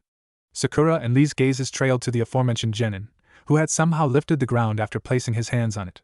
He had softened the ground to minimize the damage. Lee went to move, but his body suddenly started aching. It was the side effect of using Omote wrench. Zaku pointed his hands at Lee, revealing holes with pipes in the palms of his hands. "Zankaha!" he shouted as concentrated air slammed into Lee, sending him sailing into a tree. "Now that green boy is down, let's get rid of Pinky here and crush the sleeping idiots," Zaku said. Zaku swung at Sakura's head, making her scramble forward. Sakura got up and swung a kunai down, striking Zaku in his shoulder. "Bitch!" he roared as he backhanded her across the face. Sakura didn't even get a chance to get up. Kin helped her up by grabbing her hair and yanked Sakura onto her knees. "Such nice, soft hair," Kin admired as she ran her free hand through the pink locks. "Are you a ninja or a hairstylist? So much time wasted when you could have been training." Sakura had come up with a plan to escape, but it required cutting her hair short. She drew out the kunai when three figures ran, while one had help, into the clearing. "I've heard enough," Ino shouted as she stood there with Shikamaru, both holding onto Choji's scarf. "No one is going to hurt my Sasuke-clan." Before anyone could truly recover from Team 10's random entry into the battle, Shikamaru had captured Zaku with his shadow jutsu. "Shintenshin no jutsu," Ino shouted as she took control of Kin's body, releasing Sakura's hair. "We have one of your teammates, leave or we will destroy her," Shikamaru warned. Dosa smashed Kin/Ino in the stomach, making both bodies cough up blood. "Damn it! Release the jutsu, these guys don't care for their teammates," Shikamaru ordered. Ino released the jutsu, feeling the pain as soon as she re-entered her own body. Zaku managed to break free of Shikamaru's jutsu as well. "This isn't good," Shikamaru muttered. Suddenly, a blue-clad figure appeared next to Zaku. "You did this to Sakura," Sasuke said as he swung his arm down on Zaku's head, sending the boy skidding across the ground. Now that they got a good look at the Uchiha, they saw he had black splotches all over his body, all of them coming from his neck. "Sasuke-kun?" Sakura asked. "I know what she gave me now." Sasuke lifted his left hand up to see the marks take it over. "Power. Just like I wanted." "What?" Sakura didn't know what he meant. Did he mean the bite mark? "I am an Avenger. I live to destroy that man." Sasuke dropped his hand as the marks spread over more than half his face. "First, I have to deal with this trash." He vanished, reappearing next to Kin. He drove his knee into her stomach, sending her into the air. He reappeared above her and slammed a heel drop into her side, sending her flying into Dosa's arms. "Fuck off, asshole!" Zaku shouted as he fired a very large Zankaha at the air, but Sasuke vanished again. The Uchiha delivered a vicious blow to Zaku's back, then smirked at him. "So that is all there is to you?" he asked as he seized Zaku's arms. "Without these arms, you are even worse than trash." He placed his foot on Zaku's back and started pulling. "Wait! Not my arms!" Zaku pleaded. Those pleas fell on deaf ears as Sasuke pulled back, sickening cracks coming from Zaku's shoulders as the bones dislocated from the pressure. The crazed air grinned down at his enemy as he reached forward. Breaking his arms wasn't enough. No, trash like him needed those useless things ripped right off. "Sasuke!" Sakura shouted as she wrapped her arms around the boy's upper body. "No more. You've done enough." For Sasuke, it was like a bolt of light cut through a black haze. The marks receded. "As Sakura?" He looked around. "Did I do this?" Sakura shook her head as she rested it on his back. "You weren't in control of yourself." "What?" "Stop." They looked over to see Naruto straddling Kin, strangling her. The rust-red-haired girl had a blank, but savage look in her eyes as a vicious, snarling grin spread across her face. Naruto had whisker-like marks again, though the two red markings on each cheek looks more like fawn tattoos than the old whisker scars. Kin gurgled, losing the ability to futilely fight off the girl. "Does she have to curse Seal too?" Dosa asked himself, catching Sakura's interest. Dosu ran over and swung his arm at Naruto, but the girl used the same speed she used in Wave to avoid the attack. Dosu only had enough time to register that he had missed when Naruto decided to assault him off. Blurs of red, black, and silver appeared and disappeared around him as he was pummeled from all sides. A sweeping, slap-like strike knocked him onto his back and Naruto jumped onto him, grabbing his arms as she pinned him to the ground. He tried to throw her off, but she was far too strong. "These things, do you think something this weak and pathetic makes you strong?" she asked as she held her face a few inches from his own. "You can never be as powerful as me." She crushed Dosu's right arm, armor and bones snapping. Dosu screamed in agony as one of his arms became useless. She threw him away using his uninjured arm. "Naruto!" Shikamaru shouted, "Stop it! They're finished!" She turned her gaze on him, scaring him at the levels of Ki that suddenly hit him. Her slitted eyes seemed to bore into his soul and set it ablaze with freezing fire. "I will stop when I want to stop," she growled, then vanished again. "Shit!" Shikamaru grunted as he realized what Naruto was about to do and how he had absolutely no way to counter it. Luckily, the local wildlife decided it wanted a meal. A giant tiger jumped into the clearing, drawn to the blood and fear it smelled. Naruto reappeared a small distance from it. To everyone's shock, the great beast balked in fear before the tiny redhead. It backed away slowly, keeping her in its sight as it practically dragged itself away. This sight amused Naruto long enough for Sakura and Sasuke to grab her. "What? Let me go!" she barked as she tried to shake them off. "No!" Sakura whined as the redhead shook her hard. "You are not the Naruto I know right now." "She is right," Sasuke grunted as he almost lost his grip on the girl's other arm. "You are the Dobet, not a ruthless killer." "Get off me now! I want to rip them apart!" Naruto roared, the shock wave from her shout knocking everyone but her down. She went to go finish Kin off, but Sakura grabbed her around the waist from the front. "Get off!" Slap! Everyone looked in shock, having just seen Sakura slap a girl who just caused a very large tiger to basically wet itself in fear. The slap caused Naruto to watch in shock as Sakura stood up before her. "You are Naruto!" Sakura shouted in the girl's face, then she wrapped her arms around her. "You are Naruto, not Gato, or the old Zabuza." Naruto's eyes widened. Everyone watched as the pupils returned to a normal shape, the claws changing to long nails, the hair becoming a lighter shade of rust red and the incredible Ki weakening. The fang marks remained though. "Sakura-chan?" she asked, then she slumped to the ground, taking Sakura with her. Rather than lie the girl down, Sakura cradled her in the same hug that returned the redhead to her senses.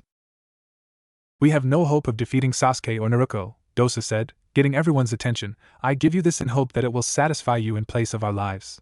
He put a scroll case down, an earth scroll laying half out of it. Dosu put Kin over his injured arm's shoulder, then grabbed Zaku by the collar of his shirt and dragged him away.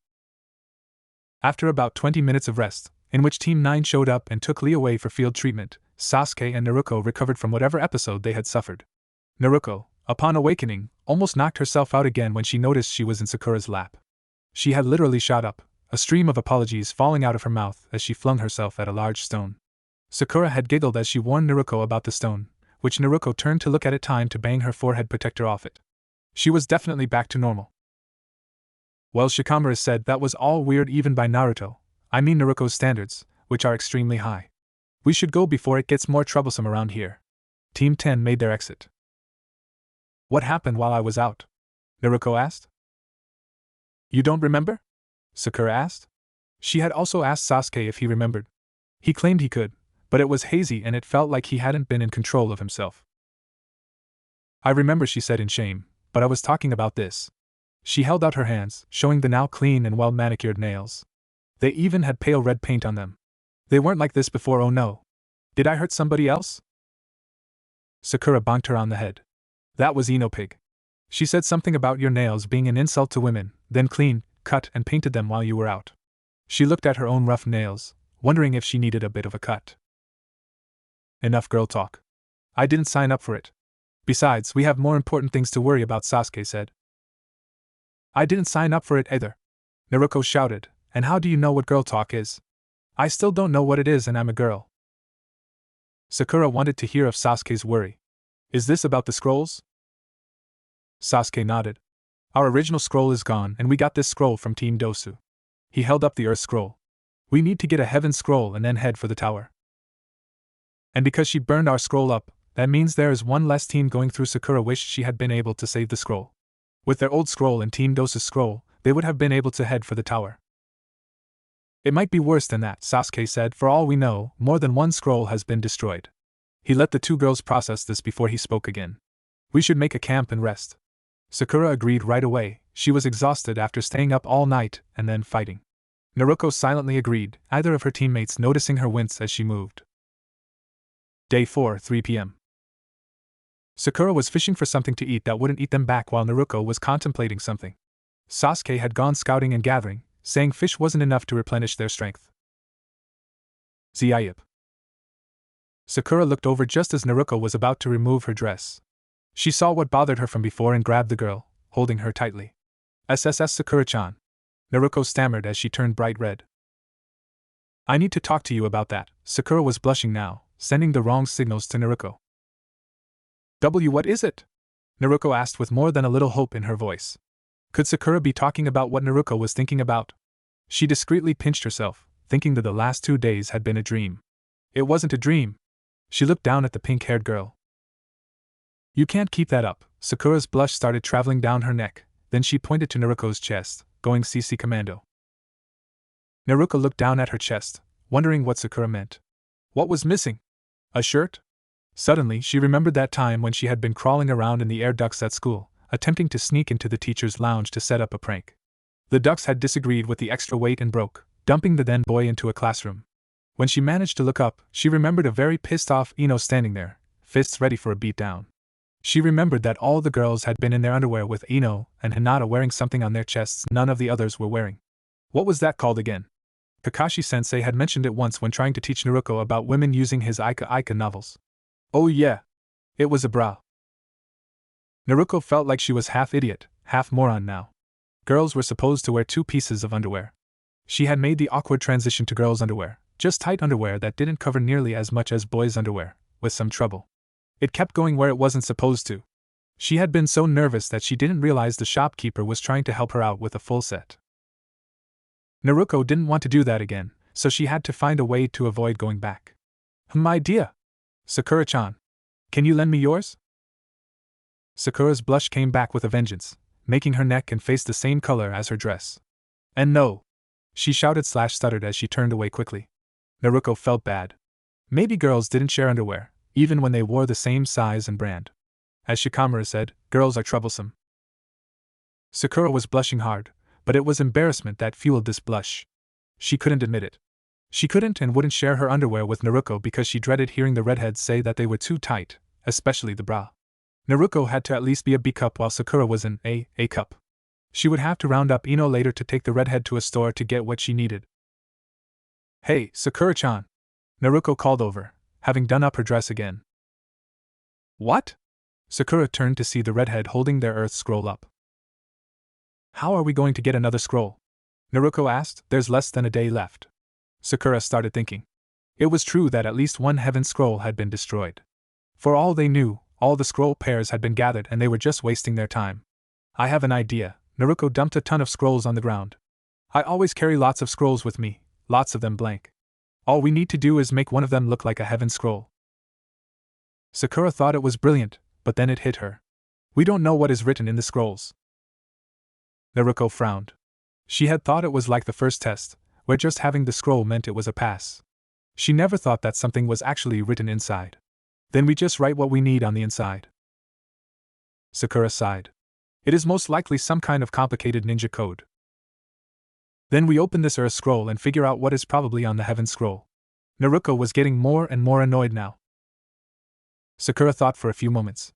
But what if it is a different code in each scroll? Naruto grumbled. Seems this was a useless idea. She gathered up her scrolls and put them away. Then stared angrily at the earth scroll. How can we get a heaven scroll? I may be able to help there. Both girls turned around to see Kabuto walking up to them. I must say that I am glad that you didn't open that scroll. Naruto tilted her head slightly. Why is that? Because you would have wound up like those IWA Gen and I passed about 20 minutes ago, knocked out on your back. Kabuto smirked at the amusing memory. The girls didn't find it so amusing. I heard that you needed a scroll, the gray-haired teen said. I can help you get one. Thanks for the help, Sasuke said as he appeared behind Kabuto and placed a kunai at his throat, put the heaven scroll down, and you can walk away. Now Sasuke-kun, Kabuto said in a calm tone as he held his hands up, what makes you think that my team would trust me, the information gatherer, with something as important as the scrolls? Sasuke grunted, then removed the blade. You said you could help us get a scroll, how? Simple, we go to the area near the tower, Kabuto said as he straightened out his glasses. Why would we go there, and how does that get us a scroll? Naruto asked. Follow me and I'll explain on the way, the gray-haired genin said as he and Team 7 went towards the center of the forest. He explained that there were people who gathered spare scrolls, sort of like trophies. They normally waited near the tower and ambushed others to steal their scrolls even if they already have the scrolls they need. All Team 7 needed to do was ambush and ambush. Sadly, the moment they landed where they were going to plan their next move, ninja literally started coming out of the woodwork. They were all aiming. Were there this many aimed genin in the exams? Sakura asked. Naruto didn't wait for anyone to explain and rushed at one, delivering a wild punch to the ninja. Said ninja sidestepped the blow as his allies threw kunai at her, hitting the off-balance kunoichi. She jumped back in time to avoid getting fatally injured, but her left arm was covered in cuts. Naruto! Sakura shouted as she watched blood drip off the girl's scarlet nails. Don't do anything rash, Sasuke commanded, they are all bunshin. Kabuto nodded. Sasuke-kun is right. The method used by these ninja is to wear down their opponents with hidden strikes that line up with the illusions to deal damage. Once we are worn out, they will come out and finish us off. Naruto growled angrily. Then started her best to defend herself against real weapons and illusions alike, as did the others. After 15 minutes, the 4 Konoha genin were tapped out and ready to fall over. The last of Naruto's shadow clones bursting apart. Time to end this, a young man said as he came out of the bushes. He was dressed like the other aimed genin that Sasuke had killed earlier, probably a standard outfit, but this one had pouches on both thighs as well as 2 on his belt. 2 more Aimnin stepped out, one being tall and thin while the other was short and fat. Now die loudly and make sure to keep the scroll clean, Gas Mask hissed out. That was a good plan, Naruto-san, Kabuto said as he stepped out from behind the Aimnin. Sasuke stepped out as well, barely a mark on him. Sakura came out of the bushes as well. Thanks for distracting them, Naruto. How? Average aimed genin shouted. The genin next to Naruto were covered in a swirl of smoke, then turned out to be 3 shadow clones. During the fight, I switched out the others with Henge Kage Bunshin, she growled, you aren't the only ones who can lay down a quick ambush. She then fell to her knees. Naruto, you used up lots of your chakra and you haven't been able to replenish it properly. Take a break while I finish them off, Sasuke pointed out. Before anyone could react, Naruto rushed forward and punched one of the Aimnin, knocking him into the others and sending them sliding away a small distance along the slick forest floor. I'm tired of you hogging the spotlight, Naruto snapped. Damn it! Tall snapped. He formed a hand seal. Oboro Bunshin no Jutsu. He shouted as 20 clones appeared. Naruto glared at the clones. Kage Bunshin? Kabuto shook his head. No, just regular Bunshin. How are we going to beat them all? Sakura asked. Like this. Naruto yelled as she charged forward and swiped at one, only to fall through. She rebalanced herself, then went through another with a jumping side kick. Damn it! She roared as she tried to strike at one's legs. She didn't see the Aimnin standing over her with a kunai. Kabuto tackled her out of the way, but took a blow in his leg. Damn this bite, Sasuke thought. Every time he tried to mold too much chakra, the bite throbbed and burned. Sadly, using the Sharingan was past the safe point. Just a second, he thought as he activated his Sharingan and looked at the Aimnin. All he saw was Naruto, Kabuto and chakra. Sasuke gasped in pain, don't waste your time. They are all clones. He almost fell over from the pain. Sakura saw those marks spreading from his bite again, and realized what was happening. Sasuke-kun! Stop using the Sharingan! She cried as she moved to help alleviate his pain as well as stop the mark from spreading. While Sasuke and Sakura had their own little drama over his bite wound, Naruto felt that strange cool tingling sensation where she had been bitten by that creepy woman. It felt strange, but it didn't hurt. What was even stranger was what had been happening since she had been bitten. Her senses were sharper and her chakra control was improving. There was also something else. That strange heat that she felt back in wave, that hot chakra. It seemed she could almost feel it again at times. Kabuto saw a clone move to attack Naruto, then saw one of the ninja rise from the ground with a kunai in hand. Naruto! He called out, they are underground. They come up to attack with the clones. Naruto saw the ninja and jumped out of the way of the kunai, then delivered a sharp kick to his head. The ninja flew out of the ground and slid away, completely knocked out. Another rose up before Kabuto and sliced him across the face. For some odd reason, he stood completely still long enough for Sasuke to knock him out. The third one didn't reappear, seeming to have retreated. Upon searching the two ninja, they found a heaven scroll as well as an earth scroll. "We did it!" Naruto cheered. "Kabuto-san!" The genin turned to see Kabuto's teammates walk up. "Guess it is time for me to get going," Kabuto said as he put his glasses back on. "I'll see you at the tower." Kabuto and his team left. "Let's get to the tower!" Sakura shouted. She was worried about Sasuke and Naruto's bites. Day 5, Tower Arena. Team 7 walked into line to stand before the Hokage, the proctors and the Jonin sensei of each participating team. "Congratulations on making it here," the Hokage said. "Now I will explain the next part of the exam." The only highlight of the speech from the Hokage was learning that the Chunin selection exams were a replacement for open war between the elemental nations' hidden shinobi villages. Also learning that you could become Chunin if you showed the appropriate skills even when losing in the first match of the main tournament. Naruto remembered most of what Iruka-sensei had said about Chunin and what was expected of them. Sadly, Naruto only had a high-ranked jutsu and large chakra reserves, nothing else befitting of the rank. Add to that the village and council's hatred for her, that meant her chances of becoming a Chunin were about as good as Shikamaru joining Lee and Guy's energetic Flames of Youth Brigade or Sasuke showing interest in a female.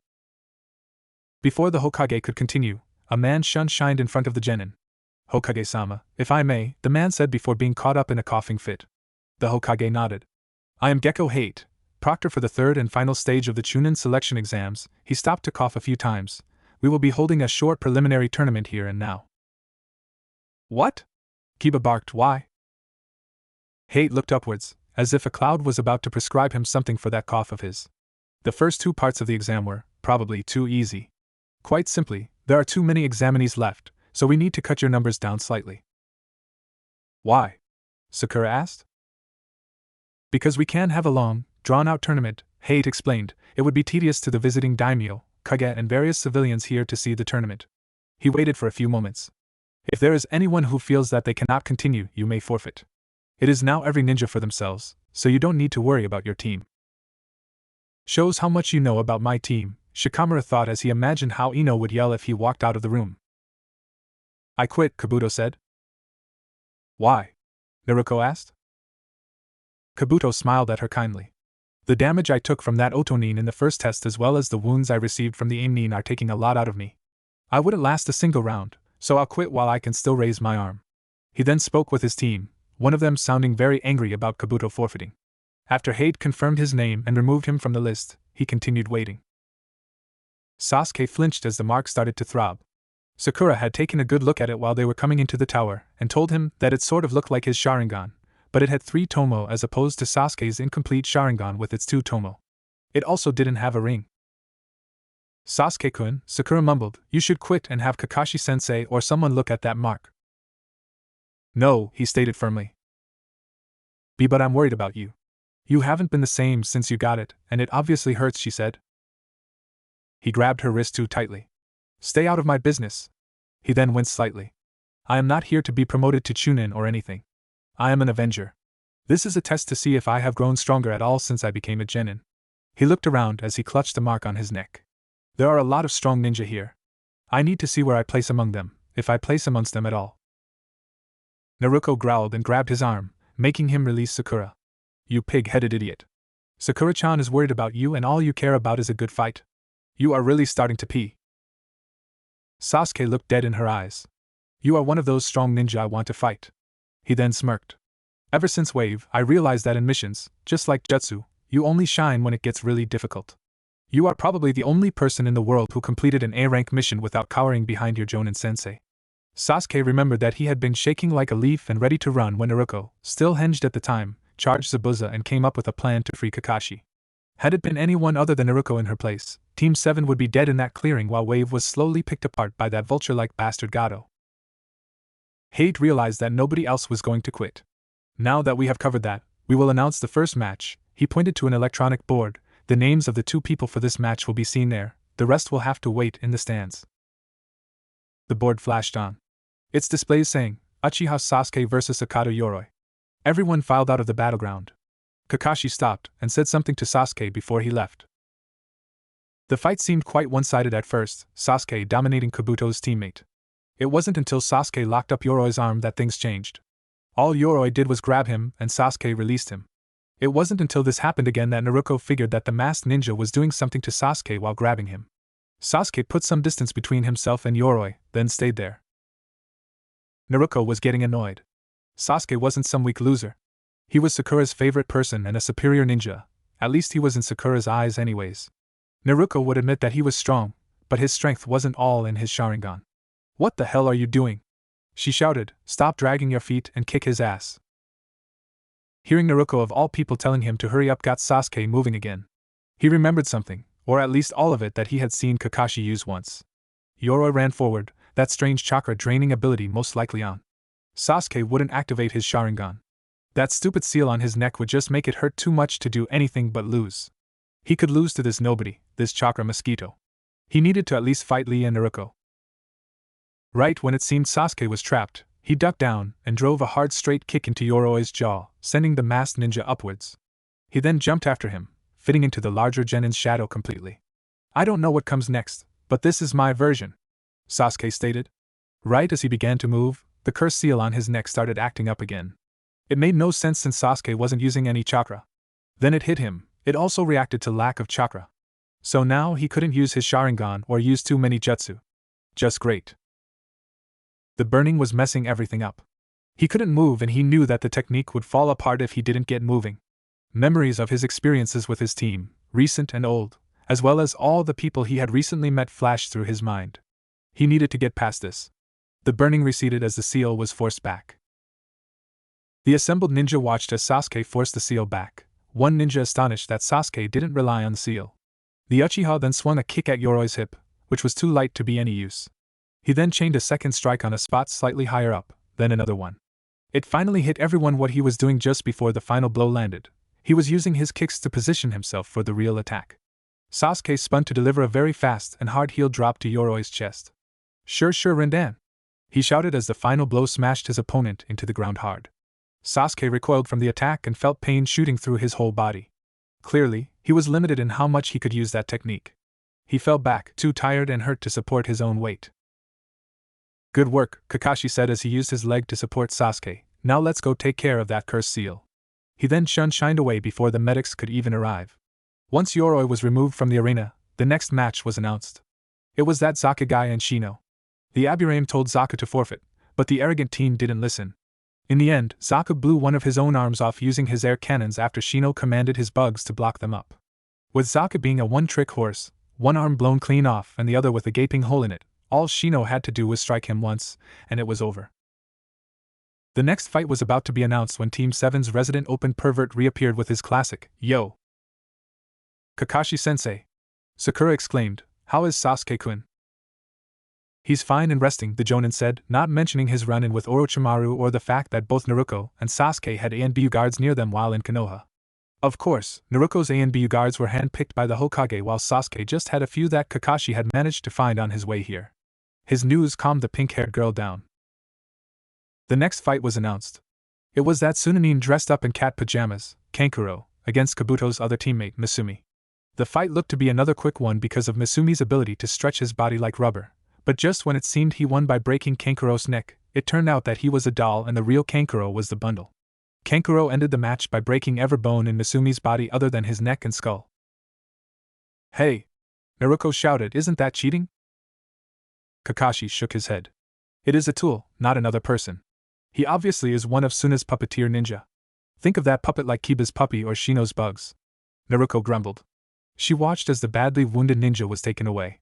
Now Kabuto's whole team was gone. Click! She looked up and saw the next match. Yamanaka Ino vs Harino Sakura. Oh, Naruto thought as she started to sweat, this could get ugly. Sakura and Ino made their way down to the battleground, their killing intent, while quite weak, was easily detectable. "Watch this fight, Naruto," Kakashi commanded as he stepped forward and held the railing while uncovering his Sharingan. "It only happens a few times in one's life." What?" she asked. "A cat fight," Kakashi said in all seriousness. Naruto realized that he was still teaching her the joys a man could experience in his life despite her being a girl now.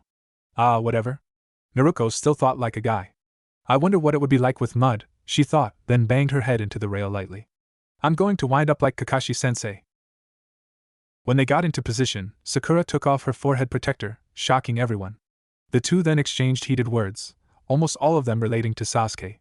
Poor Naruto felt like crawling into a corner and vanishing. After a few words, Ino removed her own forehead protector, then both put them on again the way that was considered standard. Hate signaled the start of the match. Sakura rushed forward, forming two bunshin on either side of her.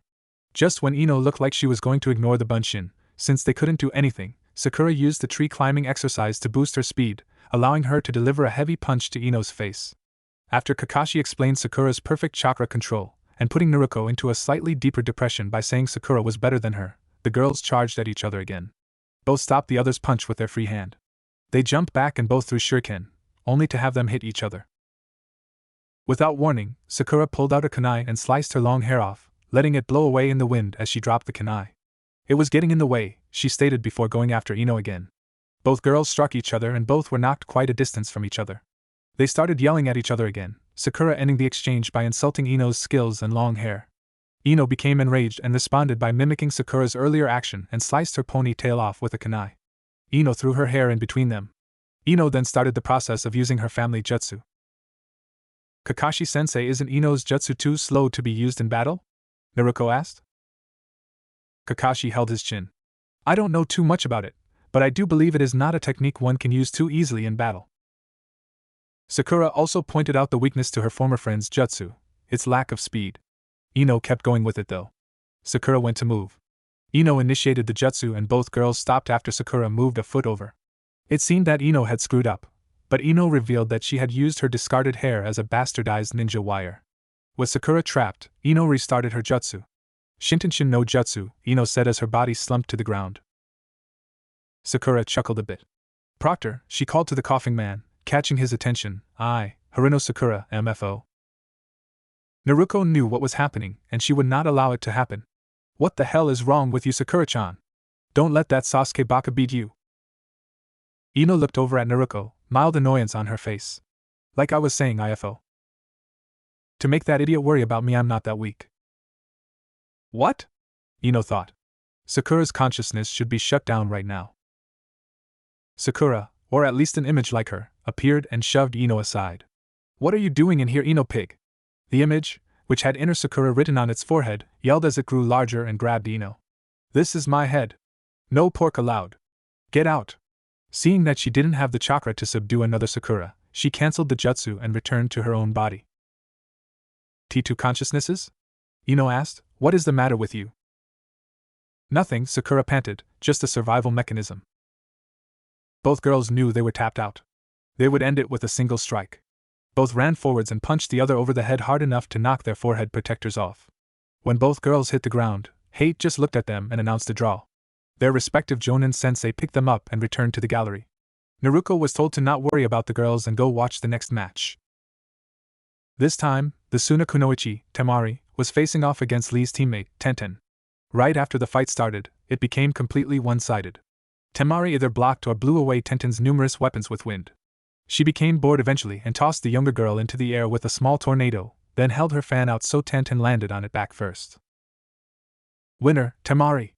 Hate announced. Temari flung Tenten towards one of the walls, but Lee caught her. After angering Lee, he tried to strike at her with his Konoha Senpu, but the Kunoichi blocked it with ease. Guy went to the battleground to retrieve his genin, telling the Sunanin that Lee was stronger than they thought. Don't lose to them, Naruto!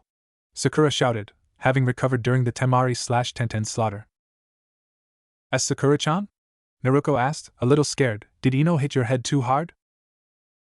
I'm fine, it is you who should be worrying, Sakura said, you need to make it to the end to face Sasuke-kun after all. Once again, Naruto felt like hiding. Also thanks for earlier, Sakura said softly, if it weren't for you, I would have lost to Ino.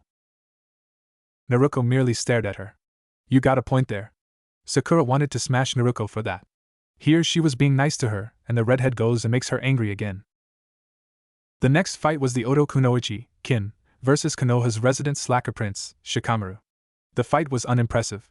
Shikamaru used her own wire trick against her to capture her with his shadow jutsu. He then threw a shuriken, as did Kin. When both leaned back to avoid the attack, Kin smashed her head into the wall and was knocked out. Shikamaru was announced as the winner. That was so boring, and he still looked cool, Naruto thought. The display announced the next round. Uzumaki Naruto K vs Inuzuka Kiba. Looks like we got lucky. Kiba shouted, this is an easy win. Hey! The redhead shouted, I'm not a weakling. You're right, Kiba admitted, you are a dobe and the dead last idiot of our class. A total failure. It was a mistake that you even passed. Naruto growled and jumped over the rail, falling to the ground in a feral crouch. Her hair actually stood on end slightly as she walked up to her starting position. I'll beat you so badly that Akamaru will need to sniff you to recognize you, she declared. Kiba scoffed and put Akamaru down, telling him that he didn't need to interfere in this battle. The puppy whined a bit, now catching Naruto's scent. The puppy had a bad feeling about this, but listened to Kiba. Start! Hate shouted. With that, Kiba shot forward and punched at Naruto's face. He connected with air while Naruto's open hand caught his face. What? He managed before the girl shoved forward with her hand, sending him skidding back to Akamaru. Kiba felt the place where her hand had gripped his head from the pain of where her fingers had pressed into his skull. He didn't notice it before, but she was slightly taller than him and her legs were longer than his, giving her greater reach. He noted her feral, crouched stance. That little bitch. She's copying the Inuzuka style. He rushed forward again, this time feinting with his right fist while getting an uppercut ready.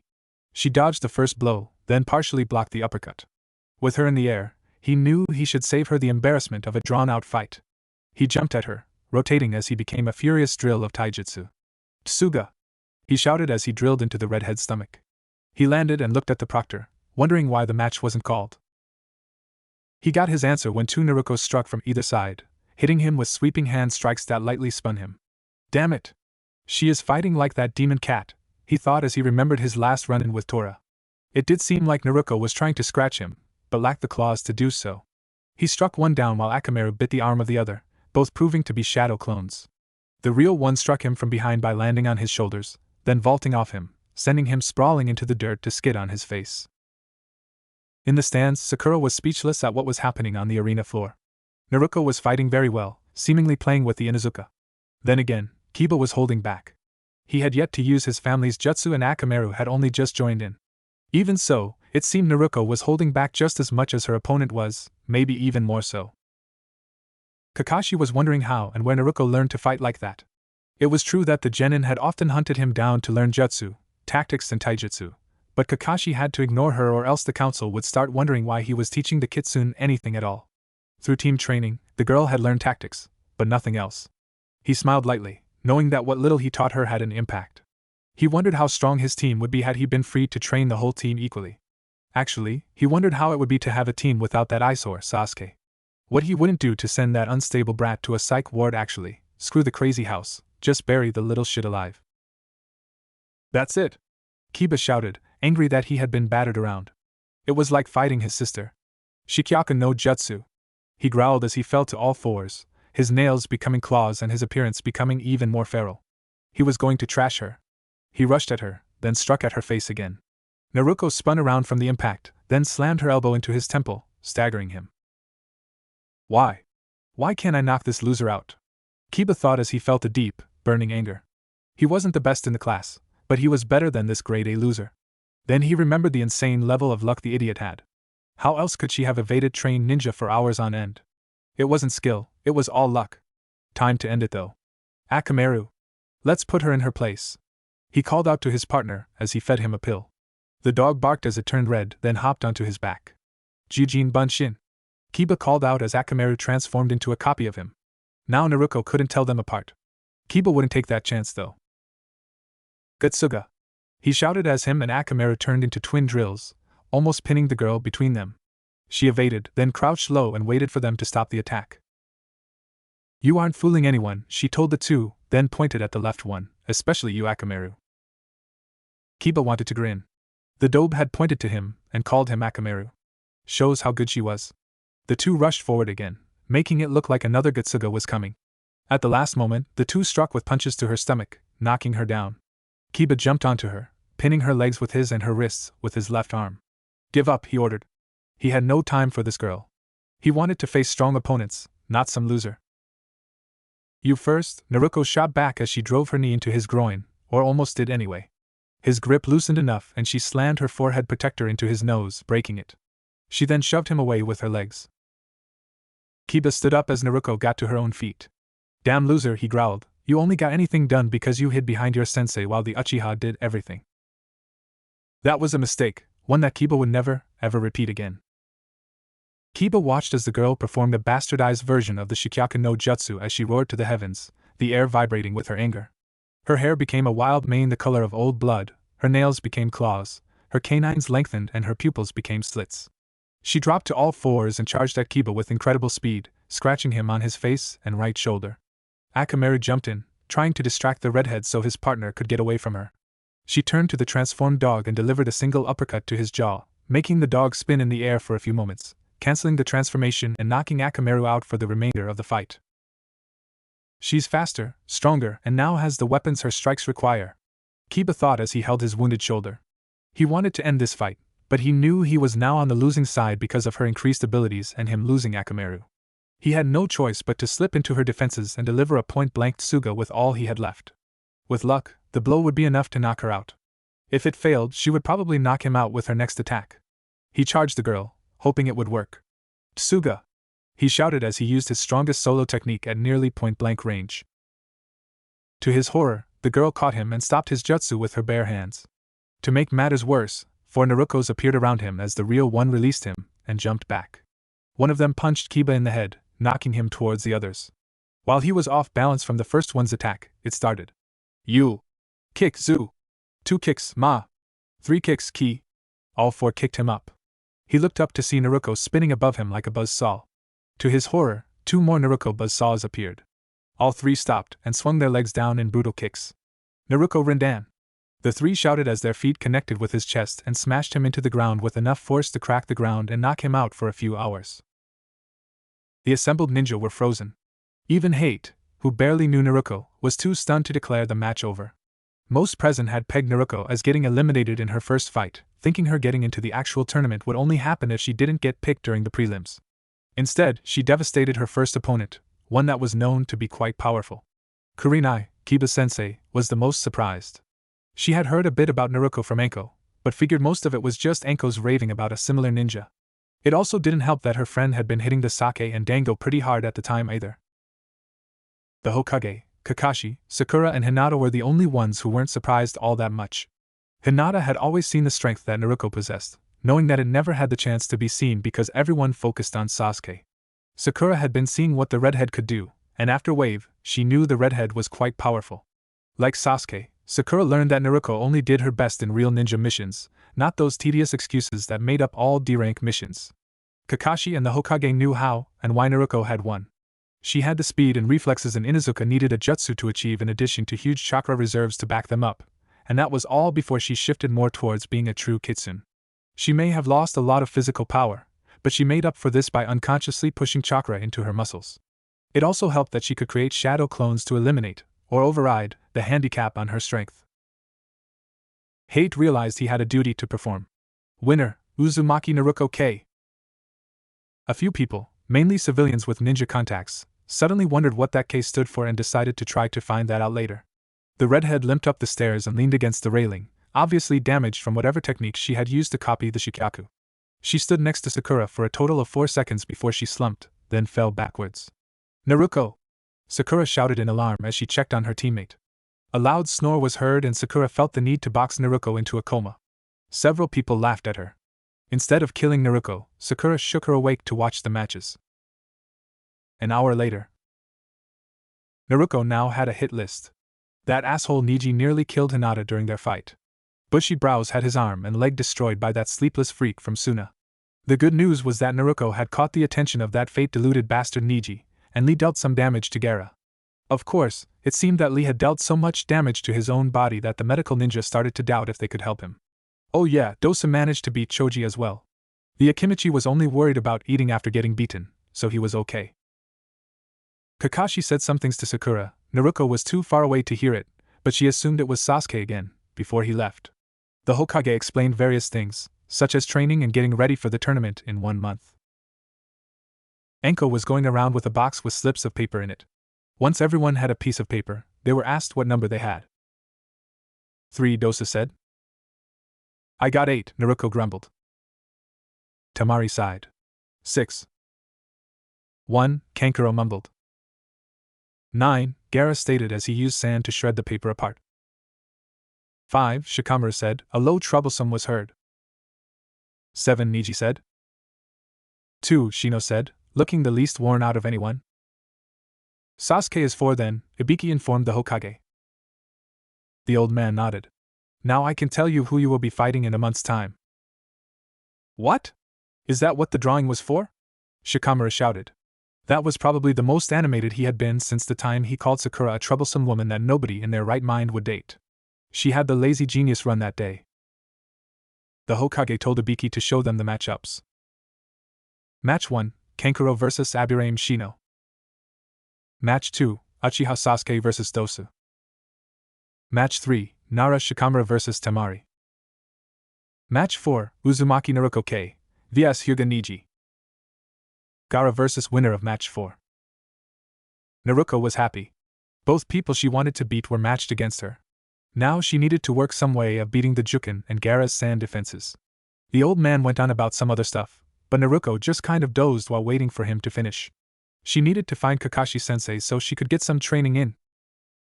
Finally, Naruto thought as the Hokage finished his speech. Hey Sakura-chan. She called, where is Kakashi-sensei? Probably with Sasuke-kun at the hospital. Sakura called down. Thanks. Naruto shouted before she bolted to go find her sensei. Konoha Hospital. Where is Sasuke's room? Naruto boomed. As Sasuke-sama isn't allowed visitors at the moment, the medic said, wondering if he could get his ears checked later. The girl could hit some very high notes. He swore his ears were bleeding. Naruto! Kakashi called loud enough to be heard, quiet in the hospital. Kakashi-sensei! The redhead shouted happily, I got a request. The open pervert held up a hand. I already know that you want training and I went and found someone who would be perfect for you. Why can't you train me? Naruto pouted. She didn't wait for an answer, it was always the same thing. Naruto growled, her pupils becoming slitted. It's Sasuke again. She closed her hand tightly, actually cutting her palms with her lengthening nails. Who is training me then? She asked, figuring the pervert would never take the time to train her at all. It was always going to be about Sasuke. Naruto didn't expect to be chosen to advance a rank, but she at least wanted to beat the crap out of Niji and Gaara. Truthfully, it hurt Kakashi to see the girl lose all hope of being trained by him, but he had to hide it. Maybe later, he could teach her the same jutsu and speed that Sasuke was going to receive.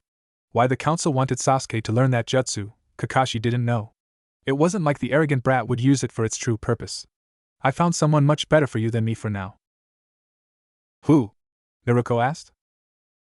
That would be me. Naruto recognized that voice. The closet pervert. She shouted as she pointed at Ebisu, Konohamaru's former sensei. I was just wondering, is everyone okay with how this FIC is going relationship-wise? I prefer believable relationship growth, which is why there has been little to no relationship so far. According to Arena Sugar Baby, there needs to be a relationship right away or the FIC is crap. I am currently writing Chapter 7 out, so I can alter it a bit to make Ino go after Naruto sooner than I wanted to. Ebisu is a closet pervert? Kakashi asked. He never would have guessed. He's weaker than me. Naruto shouted, I beat him with my harm Mumu. Ebisu halted the rest of the phrase that would rob him of all his standing in Konoha, if not the world, by getting the girl in a modified sleeper hold. Keep quiet about that and I will treat you to as much ramen as you want later, Ebisu whispered. Naruto nodded, still angry. She would clean him out, and then some because she was starving. Ebisu went to say something, but suddenly slumped over. I cannot allow such a bold pervert to train Naruto-san. Kakashi and Naruto turned to see what took out the pervert and found Haku standing there, a leaf forehead protector holding back his hair. Haku! It's been a long time, Naruto happily cheered. Haku was one of the few people that Naruto could identify with. Both had been viewed as something they weren't as well as both having been persecuted for something that they were and had no control over. Haku didn't choose to be born with his Kekai Genkai, just like Naruto didn't choose to be born a Biju, nor was she evil. Zabuza-san told me to take care of you, and that is what I intend to do, Haku said. I noticed you had a lot of trouble with chakra control. We can start with that. The two walked away, Ebisu forgotten as the needles kept him unconscious. Kakashi thought about it for a few minutes, then decided it was for the best to leave the man like that. Nobody noticed Kakashi smirk as he left, mainly due to his ever-present mask. My plan worked perfectly. Sadly, it wasn't until 4 minutes later that the needles were removed from Ebisu by a kind nurse, who he promptly fell for. Hot springs? Naruko was staring through the hole in the wooden fence at the women who were bathing. Even though she was a girl herself, she still enjoyed peeking on women. While in the baths, she felt sleepy and was too self-conscious about her own body to look around at others. Like this, she could enjoy herself without worry. If she had any tails, they would be swaying around at hyper speed. Naruko-san, Haku deadpanned, we are here for training. Naruko wanted to say it was part of her training, but she needed real training to take on both Gaara and that Hyuga prick. She could always go and peek on the girls, but she probably only had this one chance to beat some sense into Niji and get back at that Gaara guy. Those two struck her as the types who would become Chunin right away, taking them out of her reach forever. She already knew that, no matter what, she wouldn't become a Chunin because of the village's dislike of her. The least she could do was make a pair of strong fighters who became Chunin look stupid for being beaten to a pulp by a genin who didn't get promoted. First thing we will do is water walking, Haku said as he stepped onto the spring and walked into the center of it. It is a modified form of tree climbing. Since water is a surface that always changes, it is harder to perform. The black-haired boy then explained how to do it. Naruko grinned and gathered her chakra, then stepped on the water. Splash! Hot! Naruko howled as she scrambled out of the water. She glared at the water, then tried again. Over and over, she tried and kept getting drenched. Luckily, she seemed to be getting the hang of it a bit. On her latest scramble back to the shore, she pulled off her dress. She was wearing her tight black shorts and a black, tight vest type of thing that Enko had handed her, saying Naruko needed to wear something unless she wanted to win by distraction. Naruko highly doubted that Niji or Gaara would care if she stripped naked during their fights, so she knew she couldn't count on winning via them taking the Crimson Express to Perv Town, population, Ebisu, Sandaime Hokage and Irika. Maybe Kakashi-sensei too. Naruko was on the water and doing quite well when she heard a perverted giggle, causing her to fall into the water again. A man with long white hair was at Naruko's favorite peeping hole, giggling as he watched the women bathe. Haku wanted to deal with the man, but the feel of the man's chakra was stopping him from attacking. Naruko didn't feel it, probably because she had a lot of chakra, and her control of it so poor that it blocked up her tenketsu. She ran at him and jumped, delivering a kick that was too high to hit the pervert. Ha! Said pervert cheered as he watched the redhead fly over him, you missed me. Naruko's foot hit a board that was in front of the white-haired man. The board flipped over on the pole in the center of the fence, and the other end slammed into the man's groin with a dull thud that couldn't have been wood. Said pervert's mouth shot wide open in a silent scream as he crumpled, gripping his smashed groin as he writhed in pain. Naruko stood over him. This is my spot, she warned. The man nodded as much as he could, tears streaming down his face like waterfalls. 15 minutes later, the old pervert was sitting on a rock. I hope you're happy, he grumbled. Because of you, my research is ruined. That was peeping, Naruko growled. Same thing. I needed that experience to help me with my writing, the man sighed, then winced as he shifted the wrong way. Who are you? Naruko asked. The old man smiled as he went through a few hand seals, a large frog appearing behind him. The old guy jumped on it, assuming a weird stance, as did the frog. I am Myobokuzen's master Sannin. Jiraiya the Toad Sage. The old creep shouted. Okay, so it was a toad that he was standing on. Lane, Naruko deadpanned. Jiraiya made the toad disappear. He landed with a smirk. If that doesn't impress you, then my writing skill will, he said as he pulled out a very familiar book. Naruko gasped as she pointed at the book. I see it's popular here too, Jiraiya mused to himself. That is the dirty novel that Kakashi-sensei won't let me read, Naruko shouted. Haku made a mental note to find Hataki-san later and discuss his willingness to corrupt his students.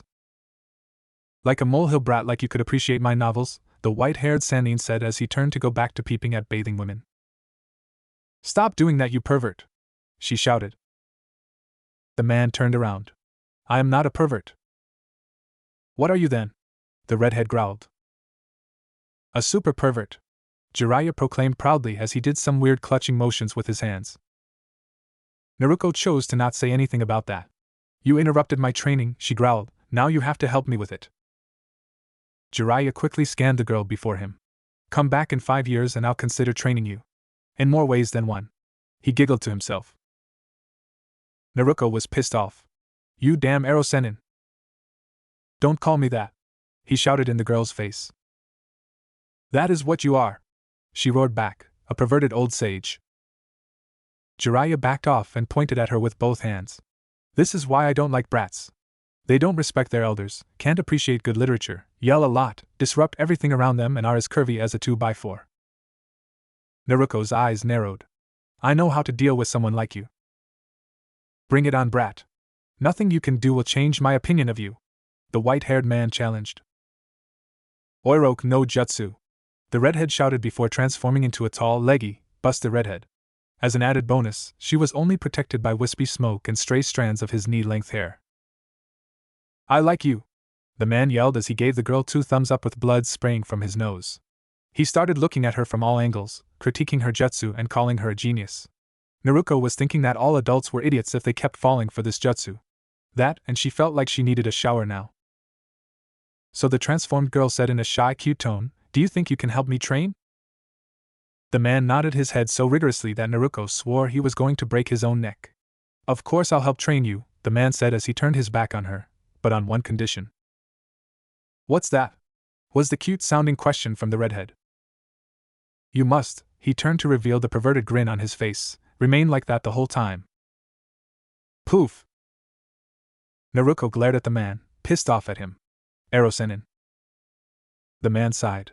Never mind then, I'll help out. He looked over to Haku, then back at Naruto. I was here for something else, but I can help out here first. Naruto, being the way she was, went back onto the water and promptly fell in. Jiraiya noticed something odd and beckoned her over. I am going to check something out, he said. First, mold some chakra.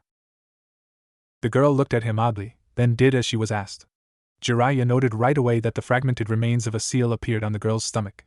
No way, he thought in shock as he realized what he was looking at. It can't be. Naruto is a guy to have this particular seal and be a girl. Wait.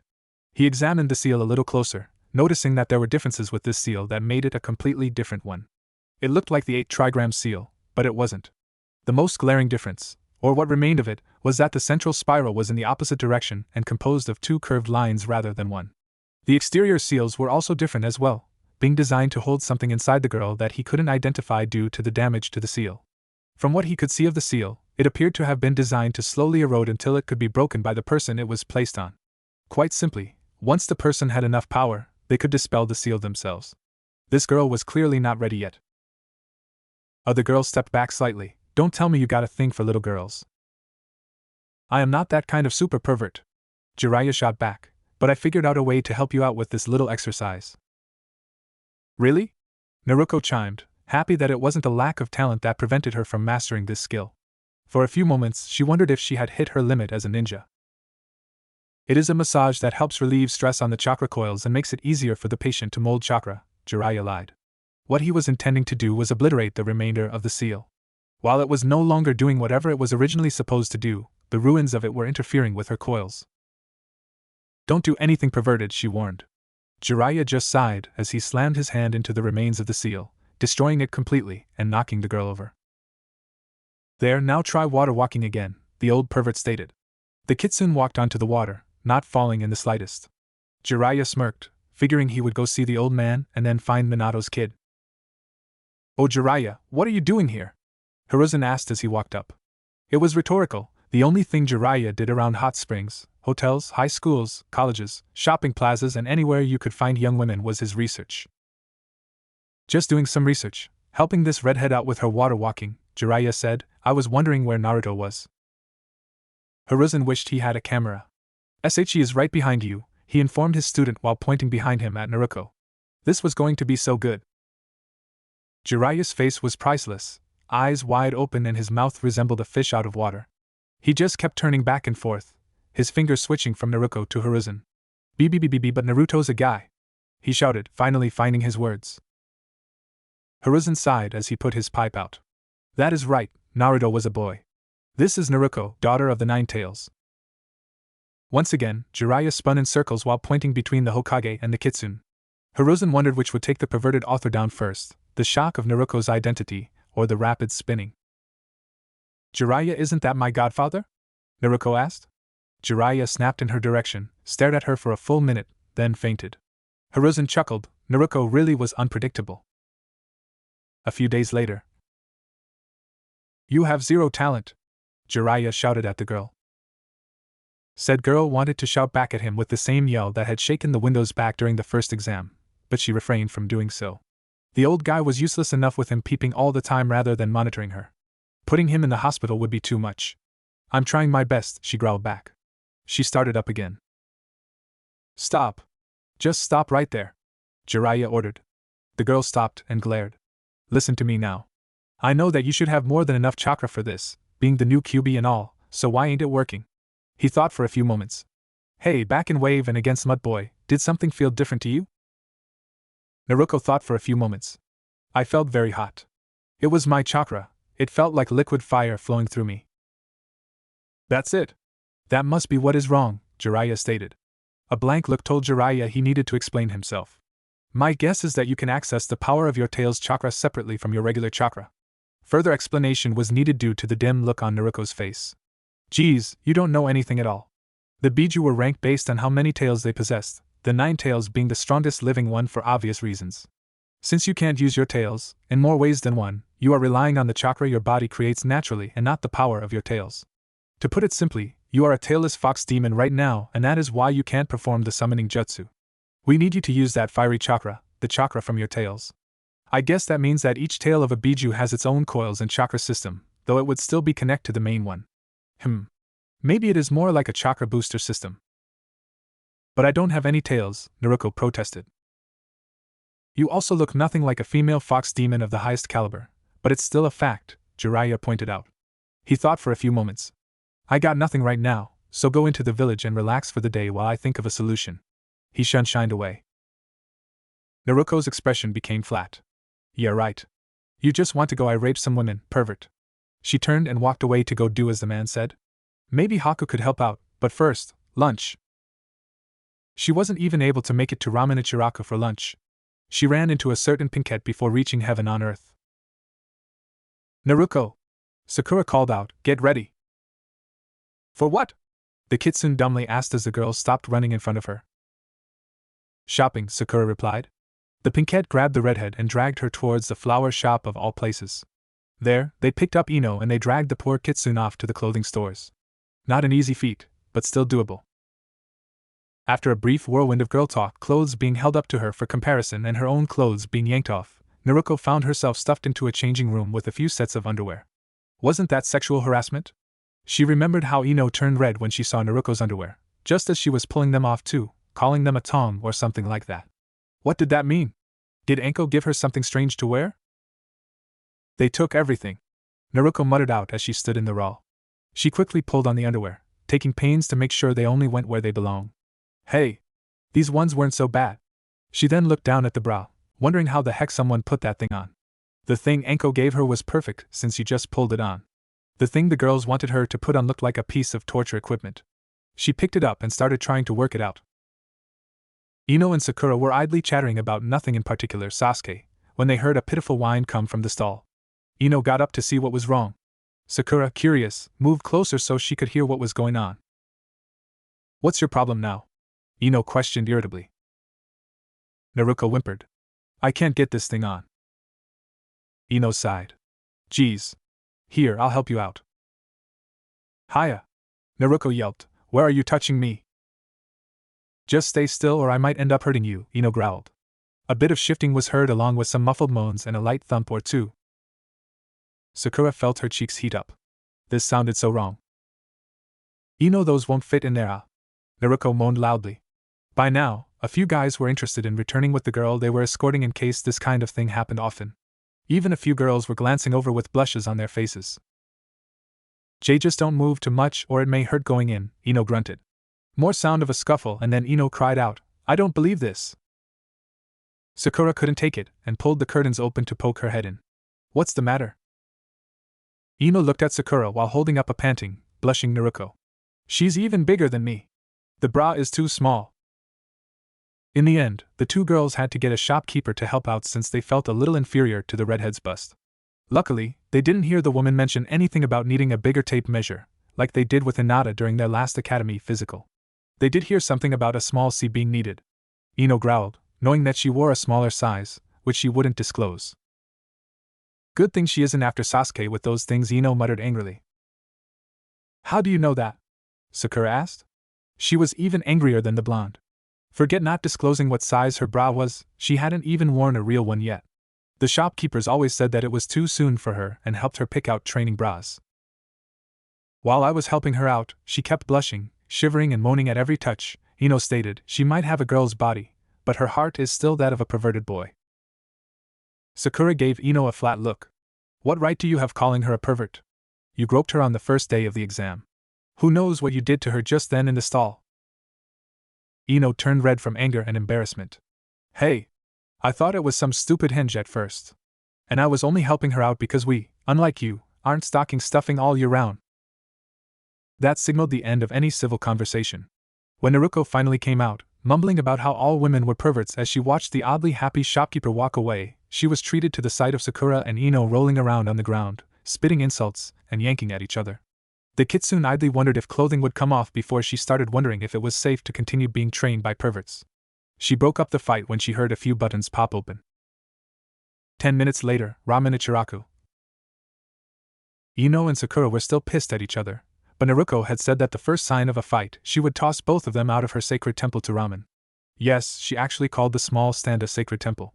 So here they were, sitting with the redhead between them, eating the noodles while the girl gleefully inhaled them. A stack of 15 bowls were set by the sink, and it looked like Naruto wasn't going to slow down soon. How much can you eat? Ino asked. Tucci chuckled and pointed to a wall. Both girls looked over and saw that, during a ramen eating contest, Naruto, right after Wave, had managed to scarf down 28 bowls of ramen.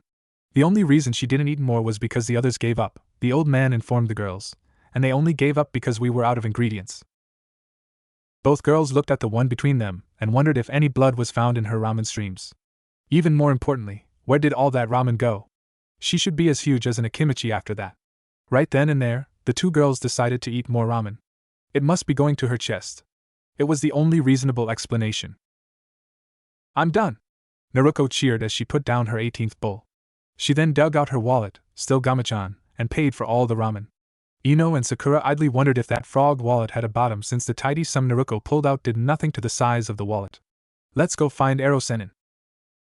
Hot Springs, half an hour later. Oh yeah. Just an inch further to the left right there. The perverted sage muttered to the girls on the other side of the fence. Oh, you are all so naughty. Show it all to Jiraiya-sama. The man was blushing up a storm and already had soaked tissue stuffed in his nostrils. He was panting a bit too. He suddenly jerked, feeling the most potent killing intent he had ever felt, even more than that time his Totan Jutsu gave out when Tsunade and 20 other kunoichi in the bath decided to remodel Jiraiya's face and body. He turned to see his apprentice and 2 other girls glaring at him, all of them getting ready to attack him. 3 minutes later, Jiraiya was crying over the remains of his notepad. You didn't have to go and kill my most faithful companion, the man pitifully wailed.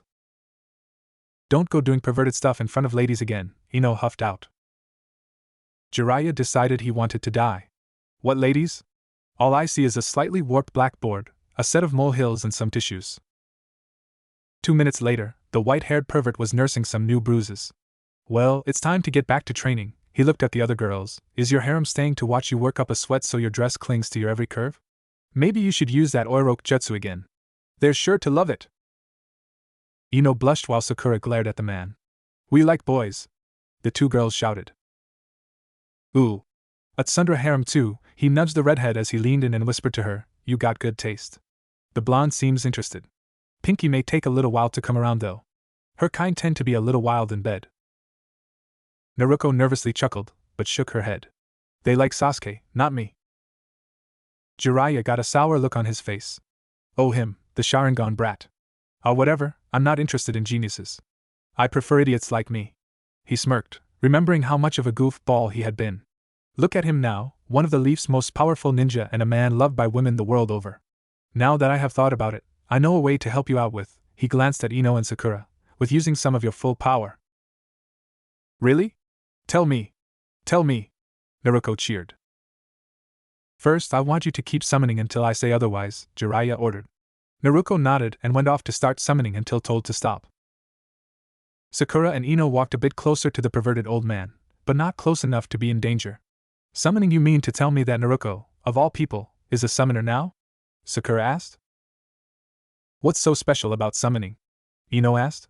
She had heard about it, but paid little attention to the subject. It required lots of chakra and time to master, so she had no need for it. Jiraiya dropped into teacher mode. Summoning is a time/space ninjutsu where a ninja has signed a contract with one of the great animal races. Think of it as calling on intelligent animals that can use jutsu like us. He then remembered Sakura's sensei. Your sensei can summon dogs, me and Naruto summon toads, or at least she's trying to. That seems appropriate, Ino muttered, remembering Gamachan. Jiraiya looked over and noticed that Naruto was completely messing up the hand seals. Instead of being a good teacher and point out the error, Jiraiya wanted to see what happened with those hand seals. After all, Minato accidentally created the Rasengan from a training exercise he was developing. Kuchios no Jutsu! Naruto shouted as she held her hand close to the ground. A large smoke cloud burst away from the spot, nothing abnormal with her poor control. What happened next was hilarious. The cloud blew away to reveal a woman. She had white hair that reached her lower back, a black kimono held shut by a blood-red sash. She had nothing on her feet and a pipe held in one of her delicate hands. Her right eye was closed, the left being covered by an eye patch with a fox made of silver on it. Jiraiya noticed the arm guard on her right forearm, but who cares about that kind of thing? She had a nice figure, and seemingly nothing under the kimono. That doesn't look like a toad. Sakura and Ino deadpanned. You're a genius! Jiraiya bellowed as he flew at the woman, arms held out to grope her or something. To the promised valley I go. His face was lined up perfectly with her chest. The woman opened her right eye, a Sharingan spinning at the sight of a man flying at her. She sidestepped the flying pervert and swung her pipe down to hit his nose. Jiraiya grabbed his injured nose and smashed into a rock face first, breaking his nose. None other than Kyuubi-sama may touch me without my master's leave, the woman stated coolly with a deceptively soft voice. The Sharingan scanned everyone until it landed on Naruto. The woman got down on one knee and bowed to the redhead. Kyuubi-sama, I am at your service. Who are you? Naruto managed. I am your faithful vassal, Shiratama. Call me Tama if you wish, the woman said. What do you require of me? Strip! Jiraiya shouted without thinking. Women who hit him tend to hit him more if he was a pervert. Nobody expected Tama to ask, do you wish for that, Kyuubi-sama? Shall I remove my clothes for you? Naruto shook her head. No, please don't. The girl was silent for a few moments, then asked, how did you know I was the Kyuubi? She didn't realize what she said until the replay went through her head. Ino and Sakura stepped back a slight bit. Why, you're the nine-tailed fox? They shouted. No need to act like that, ladies, Jiraiya said as he appeared behind them, stopping them from running off. I can assure you that the attack 13 years ago was not the will of the Nine-Tails. It was forced to attack. Also, Naruto is the new Kyuubi. None of the bad things her mother did have anything to do with her. But she's a demon, Ino shouted. And your clan robs people of their bodies, invades their minds and temporarily disrupts the connections between their minds and bodies. Does that make you any more normal than her? Jiraiya shot back. Ino looked away. If this uncute brat wanted to do any of the things her mother did, then she would have done them already. Think of it for a moment. Would a terrible demon take half of the shit she went through without fighting back? I don't think so. He glared in the direction of the council building. If you want to find the true demons in Konoha, go look for the adults that made her younger years a lonely hell. Had she been cared for properly, she would be the elite rookie, not that Sharingan brat. Sakura had an image of her aunt flash through her head and felt shame in being related to the woman. Just like those born into shady families or clans, Naruto had no choice in her birth parents or race. Wait, birth parents? Who's Naruto's father? Tama cleared her throat. Sometimes, the Biju decide to end their rule and give birth to an heir to take over. The Nine-Tails has done this twice already. The females do not require mates because they can choose whether or not to become pregnant. Naruto-sama's mother impregnated herself, so there is no father. Of course, she could have allowed herself to be impregnated. Human blood would have been overridden by the power of the Kyuubi's blood, making her child a full demon.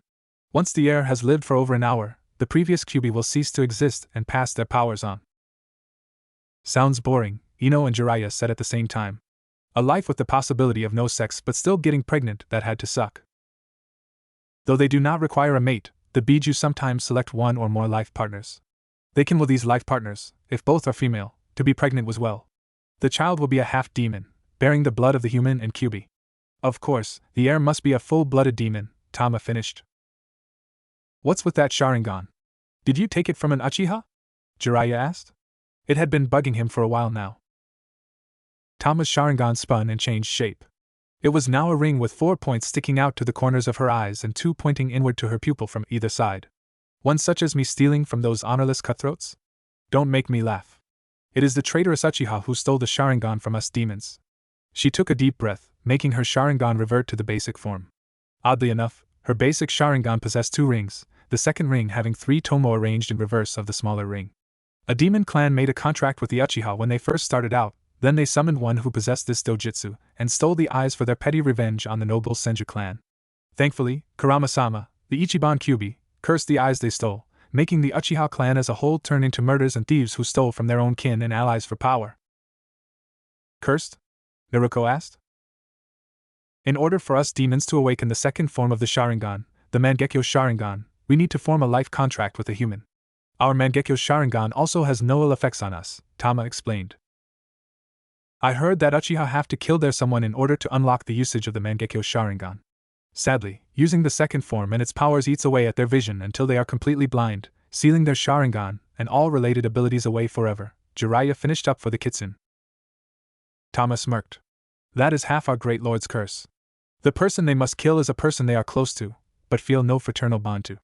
The other half of the curse is that they can stabilize and reverse the deterioration of their vision, but they have to kill a person who also possesses the Mangekyo Sharingan and have the eyes implanted into their own.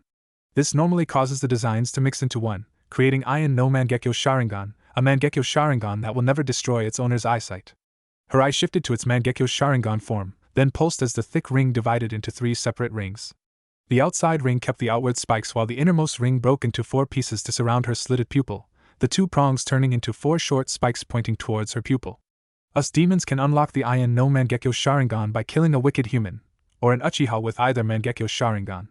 She returned her eye to the standard Sharingan form. Why did you appear? Sakura asked. Are you dull-witted? I was summoned by Kyuubi-sama, Tama stated. Jiraiya decided he had enough history lessons. Listen, Tama-chan, I was trying to help Naruto here use her tails to summon a toad to help her improve her chakra control. I was wondering if you could help us out. Tama scowled at him. Next time you call me Tama-chan, I'll reverse summon myself while holding your genitals, taking only them with me. I can't help her access her powers as a Biju because she is far too young to use it. Jiraiya instantly covered his genitals in fear. I already used them a few times before, Naruto popped in. Tama's neck cricked as she turned to look at Naruto. Why, you already used your powers? But that isn't possible. You need at least 50 years of experience to even sense that power. Naruto thought for a few moments. I was really mad the first time. That could explain it. Anger sometimes lends you the power of your tails, but you still can't use them at will yet. Tama started thinking to herself. But I used it again not too long ago, Naruto protested. I used it against that Kusanine and Kiba. 3 times? That shouldn't be possible. Did anything strange happen lately? Tama asked. Naruto frowned. Yeah. That perverted snake woman bit my neck. Ankle bit you? Jiraiya blurted out. He was thinking of a new novel, Aika Aika Mistress. His fans enjoyed the little bit of lesbian action in one of his earlier books, maybe they would like one whole novel of it. A bossy Oni-chan character with her Emuto would drive the men, and a few women, wild. He knew it was getting him excited. No. That Kusanine did it, Naruto corrected. Jiraiya sighed, at least he had mental pictures. Can I see it? Tama and Jiraiya asked. Naruto carefully moved her battle dress to show them the place she had been bitten. What they saw was a circle with 4 lines to form an endless hallway. 4 triangles stood outside the circle to form a box's corners. It looks kinda like that curse seal Anko has, but it's too different, Jiraiya said. That Kunoichi must have been Orochimaru in disguise. Naruto-sama's body mutated the marking into something new, Tama mused. It seems to be hyper-accelerating her awareness as a Biju. One more time, in Japanese please, Ino said. Tama muttered something about humans and their tiny minds.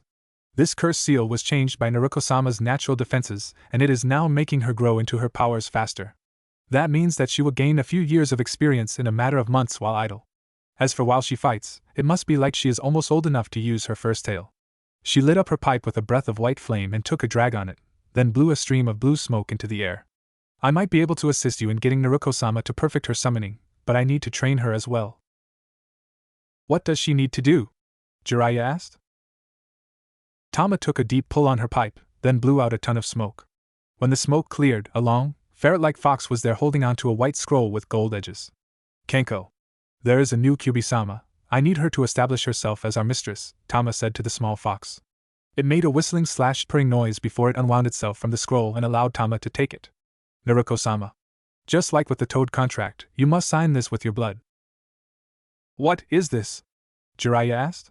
He had never seen such a contract scroll before. This is the royal line, a scroll containing the names of all our past leaders as well as choice humans who we recognized as allies or were taken as mates, Tama explained as she handed the scroll over to Naruko. It also allows you to summon your kindred as well. The redhead unfurled the scroll and saw a list written within. Ichiban Kyuubi, Kurama M. Ally Uzumaki Mito F. Hashirama Senju M. Mate Senju Momori F. Yamanaka Inomi F. Nibbon Kyuubi, Tsurinai F. Ally Uzumaki Kushina F. Namikaze Minato M. Mate none. Naruko cut her thumb on one of her canines and added her own entry. She made sure to hide it from others. Sanbun Kyuubi, Uzumaki Namikaze, Naruko Kyuubi F. Ally Konohagakure. Mate. Naruko left the rest blank, hoping to add other bits, cough Sakura as her mate cough, to it later. She rolled it up and handed it over to Tama while whispering, "Don't show Ino or Sakura-chan." Tama nodded and told Naruko how to summon Kitsune. It was strange because she was to focus chakra into her hands while holding them before her chest, then summon. Whatever she summoned would appear in front of her. Summon me again tomorrow. I must share the news with your kingdom, Empress Naruko-sama, the blue-haired Kitsune woman stated as she dismissed herself. Naruko was about to go back to training when she remembered something written on the scroll. She glanced over at Ino, remembering that a Yamanaka had been mated to the first demon fox. She also remembered how the Kyuubi could choose to impregnate their mates if both were female, or have children the normal way. Did that mean that males could impregnate a female human too? Wait, how did a woman get pregnant? If the foxes could impregnate human women, that meant that Ino might be related to her somehow. Well, that would explain why they looked similar. Naruko stood in a line, facing the people who would witness the tournament. It was her first time seeing so many people who weren't trying to glare her to death or make her feel unwelcome enough to leave the village or kill herself. A welcome change, but why did she feel like a piece of meat at a market? Ugh, why did she feel so stiff? Maybe it was because she had tired herself out the day before training as hard as she could. She got summoning down a few days ago. She had to stay on a giant toad's head, Gamabunta, till sunset. Naruko kind of passed out after getting tossed off, so Jiraiya had to tell her what happened. Apparently, she used the last of her chakra to create a shadow clone to throw her back onto his head, where she held on even after passing out.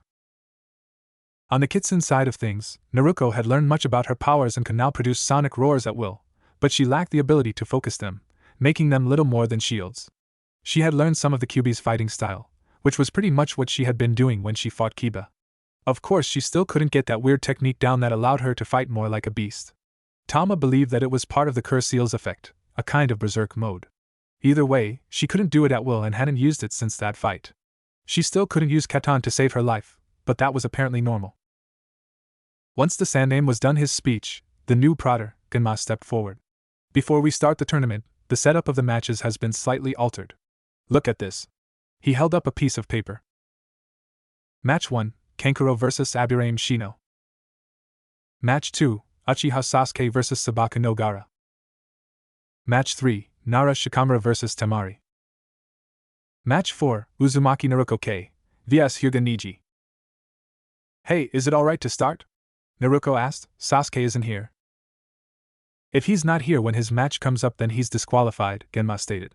When nobody else spoke up, he declared in a loud voice, "This is your final test. Same rules, different arena. Fight until one is clearly defeated. I'll step in if I think you are going too far, but you could still die if you're not careful.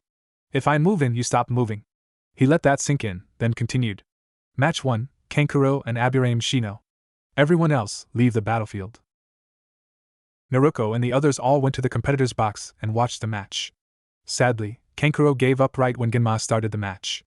Genma declared that Sasuke had 5 minutes to show up or he'd be disqualified. Just before the time was up, Genma spoke with someone on his radio and then told the crowd that Sasuke would have his match moved to the last slot. Temari didn't even wait for her name to be called and jumped down, using her fan to glide down, then blasted a gust upwards while baiting Shikamaru to come down. Naruto sensed that he was going to take the narrow way out and shoved him over the edge of the railing. She knew it wouldn't kill him, and it would at least make him try to fight. Truth be told, Naruto only gave the battle half of her mind. She wondered where Sasuke was. With how he was, he should have been here yesterday, all ready to go. It made no sense. Could that Gaara guy have done something to him? Or was it that cross-dressing Orochimaru creep who bit them? If that was the case, Orochimaru would come to fear Tails, just as soon as Naruto grew one and kicked his ass with its power. Now that she thought of it, she'd look cuter with the tail. Naruto paled with dread. Did I just think of myself as cute? Oh Kami, I'm turning into a girl. Winner, Temari! Genma shouted. Naruto quickly looked down and saw that Temari was just as confused as everyone else. Seeing Shikamaru went and gave up anyways, but not before putting Temari in a corner. Next match, Uzumaki Naruto K vs Hyuga Niji. Both combatants make your way down to the battlefield. Naruto went for drama and hopped over the edge, sliding down the wall with the assistance of chakra. That old pervert's words made sense, so why not do it? A week ago. Yeah, I don't see the council approving of you becoming a Chunin, Jiraiya confirmed after the girl confided in him. Seeing her crumple, he decided to let her in on his secret to becoming Chunin. Listen, just do what I did. I am not learning an invisibility jutsu and peeking on women, Naruto growled even as she imagined how awesome doing that would be. Jiraiya sighed, realizing that he would forever be a useless pervert to the girl if he didn't start acting respectable. Not that. Just show the crowd all your skill. If the guests see a genin summoning and fighting like you do, they'll want you for their missions. If they find out that some strong taijutsu specialist became a Chunin when the amazing genin who defeated him didn't, Konoha would be a laughingstock. They would think the council was losing their edge and that would mean their downfall, Jiraiya explained. See? In order to keep their positions of power, they'll need to promote you. Naruto thought about it, then decided that it sounded like a great idea. But she still wanted to learn that invisibility jutsu. No. Everyone thought this was the end of the line for Naruto, that she wasn't going to be able to defeat Niji. Even Naruto herself wondered if she could defeat the Hyuga. Your fight against that lesser clan boy was impressive, Niji stated, but throughout the fight, it seemed like you were barely moving at all to my eyes. He then smirked at her glare. Something to say before your humiliation? Naruto resisted the urge to summon a fox to scare him. I'm going to humiliate you. Third round, Genma said, even as he felt there had only been one round so far. Begin. Big words before your downfall. This will make it all the more interesting when you kneel before me in defeat, Niji said as he assumed his stance. Just shut up and fight, Naruto growled. After a few moments, she decided that closing in on the boy was useless. As her 6 clones appeared around her, she felt depressed that she didn't know any long-range jutsu. She had them charge forward. Useless, Niji muttered as he proceeded to make a mockery of the high-rank jutsu. After dispatching all 6 clones like he was killing flies, he smirked at the girl. Useless, just like the effort you blind fools put into everything. You are held back by destiny, not by your body. For you, Hokage and PW is too great for a person like you. Hinata is never going to amount to much either. The hell? Naruto growled. When you're born, everything is decided by destiny. To try and transcend fate is the same as trying to strike the moon with a kunai, an impossible task, Niji explained. Let me put it simply for an idiot like yourself, destiny made you too weak to be anything other than a genin. What gives you the right to decide that? Naruto asked. Niji sighed. I just said it was destiny, not me, that decides all. All the past, present and future Hokage were born for it. While it may seem like men chose them, it was decided long before they spoke that they would be rise to be Hokage. Life isn't a river or a waterfall you can power through, it's an ocean. He then snorted, as if to stifle a laugh. Are you likely? Thinking hard work will take you far? What a joke. He then became grim. Everyone shares only 2 commonplaces in destiny, birth and death. Naruto saw and felt the despair pouring from every part of the boy. What messed you up so badly? She asked. What makes you look for death rather than live? Niji almost flinched at that. What the how? Can it be that she can read me even without a dijitsu? I don't know what happened to make you like this, but I figured defeating you might help fix you a little, Naruto stated as she created 20 clones. Niji, it's time to wake up, the girl muttered as her clones attacked. Niji dodged all the attacks and took out a few clones as he pushed forward. He knew that, while he couldn't see which was the real Naruto, he knew where she was. He finally broke though and drove a palm strike into her neck, destroying her windpipe. And while he didn't like the creepy wheezing/whistling noise coming from her as she tried to breathe, he put on his stone mask of indifference. Because you knew getting close to me was dangerous, you always stood outside of the fight, Niji explained. That is why Kage Bunshin is useless in your hands. I only had to strike the Naruto that wasn't fighting. The girl, in spite of suffocating, smiled at the boy. Got you, she rasped, then exploded into a cloud of chakra. It can't be! Niji shouted as he wheeled around to see two Narutos coming at him from behind. With this strike, one shouted. You will begin to lose. The other shouted. We got you! Both declared as they neared. The fist of one of the two redheads connected, seemingly dealing damage. Instead, a layer of chakra absorbed the blow, and Niji started spinning, the chakra forming an orb around his body. Hakusho Kaiten! Naruto was knocked back while her clone was torn apart by the chakra shield. Niji stopped his spin and smirked at the girl. You thought you won? Niji asked, then closed his eyes as he saw a symbol on the ground. You're in my field of divination. He assumed a stance and rushed the girl, repeated hitting her with jabs until Hakurokujion show. Naruto found herself blown back, having just suffered almost the full power of a Hyuga. Almost instantly, incredible pain flared throughout her body as she fell to the ground. Nothing but pain rebounding again and again through her body, strengthening with every pulse. It was hell. You're finished, Niji stated. I've sealed 64 of your body's tenketsu. Standing should be almost impossible. He noted the girl's violently shaking body. He didn't know what the technique should normally do, but this wasn't it. She should be disabled, but it looked more like she was in the throes of death. This is how it should be. Stay down before a power you can never hope to understand or defeat. Niji lowered himself and lifted the girl's face to see her agony-filled eyes. Hard work amounts to nothing. It is nothing more than a dream, a fantasy of those without power. He let her face go and started walking away. Grr. Niji glared back at the girl. What are you doing? Forcing yourself will make it worse. Those eyes, Naruto gasped through the pain. They see I've coughed everything, so why torment Hinata? That is none of your concern, Niji muttered. Naruto managed to lever herself up so she sat on his ankles. The pain in her legs actually felt good compared to the pain rampaging through her body. Who gave you the right to decide other people's fate? She asked. I don't care about what made why cough. You this way anymore, I'm going to destroy your views. You foolish girl, Niji said. Fine. I'll show you the legacy of the Hyuga, and the destiny of the branch house. He removed his forehead protector as he told a story about his and Hinata's fathers, twin brothers separated by minutes. Naruto learned of how Kyuubi wanted a Byakugan and failed in kidnapping Hinata. As a peace offering, Konoha was to send over Hinata's father. Instead, Niji's father, the younger twin, was sent as a body double with sealed Byakugan.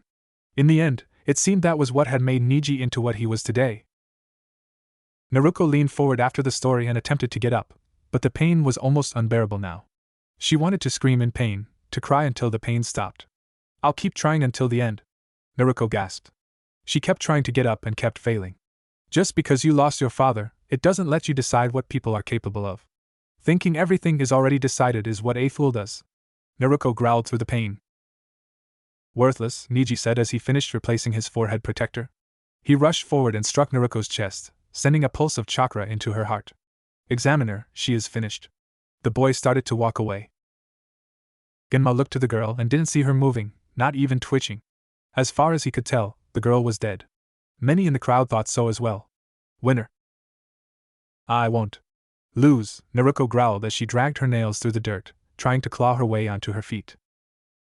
You lost the moment I was declared your opponent, Niji stated. I don't lose to weak cowards. People who run, people who lie, people who feel powerless to do anything because they are afraid to, Naruto said as she managed to get on all fours. You don't know anything unless you try. You can't possibly understand, Niji muttered as he thought of his life. Everyone is burdened with their destiny, but some have heavier burdens than others. Someone like you could never understand what it is like to be permanently marked from birth. Naruto roughly chuckled at the boy. I can understand better than you could ever hope. If anything, it's you who doesn't understand being marked for life, the Kitsune stated. Instantly, Ino and Sakura remembered how the girl was the Kyuubi. Nobody could hope to compare to her, a girl given the burden to carry on a legacy of the most terrible of the Biju. For her, it was something that would hang over her head for however long she lived. Hinata has it worse than you. She's a member of the main family, but she is treated worse than you branch families. She's ignored in spite of her blood and has to fight with all her strength just to be noticed. Naruto then realized something, so that's why you did it. You are supposed to protect Hinata, but you are trying to have yourself killed so you can go against destiny. She stumbled and fell onto her stomach again. I closed your tenketsu. Without chakra, what can you do? Niji asked. Actually, what can you do with chakra? He noticed the girl's defiant glare. You think destiny can be defeated? Show me then. I will, Naruto muttered. She needed all her power just to get up before. She needed more power. Her chakra was gone, so how? An image of a foxtail flashed in her mind. But how could she get that power again? She was angry like before and wanted to win just as much, but nothing was happening. Examiner. In order to end this match, I'll take her life, Niji declared. If you feel the need, stop me. Naruto balled her fist, nails rending the ground apart as she focused all her hatred on her missing tails. She needed to awaken at least one tail in order to fight. Why struggle so hard? Niji asked as he assumed a stance, readying himself to show the girl the other half of destiny they shared. Because fate has done nothing more than beat me down, Naruto growled. As Niji watched, something about the girl changed. On the outside, her wounds healed up. On the inside, Niji watched as the chakra near her spine started up again. He watched in shock as it spread throughout her body, down her spine and reached the end. Then grew outside her body. What? He shouted in alarm as chakra networks appeared out of thin air, forming 9 extra appendages composed purely of chakra. It looked like latticework for a building with glowing points on them, tenketsu. The worst thing about it was the texture of the chakra she was emitting, rough and violent, like it wanted to shave his very existence away. It's over! Naruto shouted. The latticework of chakra, the external chakra network, flowed into her, making her far stronger than before. It was so great that it formed a thin shell of dark red chakra around her, much like the first part of Niji's ultimate defense. This startled many people because, since her unsealing, her chakra had been a silvery blue color. In spite of his watchful eyes, Naruto vanished and reappeared in the air to his left. With a mere flick of her wrist, bolts of the dark red chakra flew at Niji like kunai. Niji performed his Hakusho Kaiten and deflected the chakra, but it broke apart the shell of chakra in the process. When he released it, he threw 6 shuriken at the girl, all of which missed when the girl vanished from his view again. Niji would have tried to figure out how she had gotten so fast, but she appeared and threw a kunai at him, which Niji deflected with one of his own. Even as the kunai met in the air, Naruto and Niji struck each other so quickly only senior ninja and dojutsu users could tell what had happened. Naruto growled and rushed at the boy, hoping to finish him off with his own talent, taijutsu. Niji activated his Hakusho Kaiten as Naruto, and her chakra collided with it. When I'm Hokage, the Hyuga will change, Naruto declared. With that, the area seemingly exploded. Everyone was surprised that such a battle could occur between genin. They watched as 2 figures flew from the blast and impacted the ground hard enough to leave holes that were eerily similar to graves. Never expected something like this, Genma muttered, wondering if the arena was fit for the rest of the matches. The genin would manage. Someone started to emerge from a hole, that someone being a battered Niji. His right arm hung limply, indicating some form of injury. Regardless, the boy got to his feet and stood proud like any Hyuga. As Tenten silently complimented Naruto for pushing Niji to his limits, the boy made his way over to the crater with the girl. She lay in it on her stomach, seemingly passed out as she tried to crawl forward. Sorry, but this is reality. There is a winner, me, and a loser, you, Niji stated. He then felt a pulse of chakra from the girl.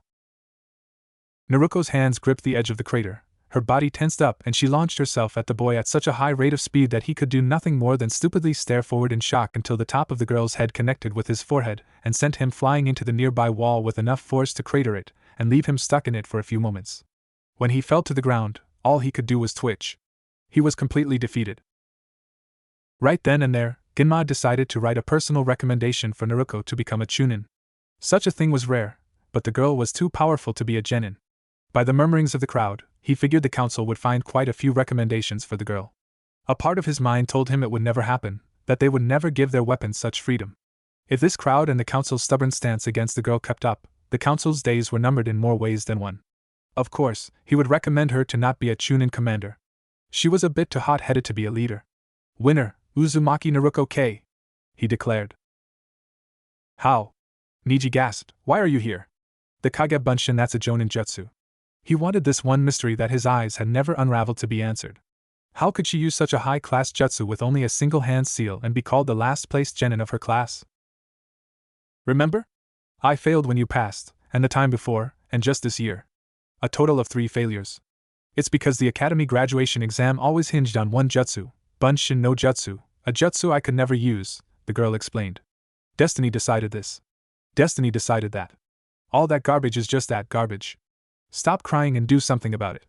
You are a genius, not a loser like me. If I can do what I've done, you can do far more. The crowd burst into applause and comments. Naruto ignored a few stray wolf whistles as she smiled at the crowd and gave them the peace sign.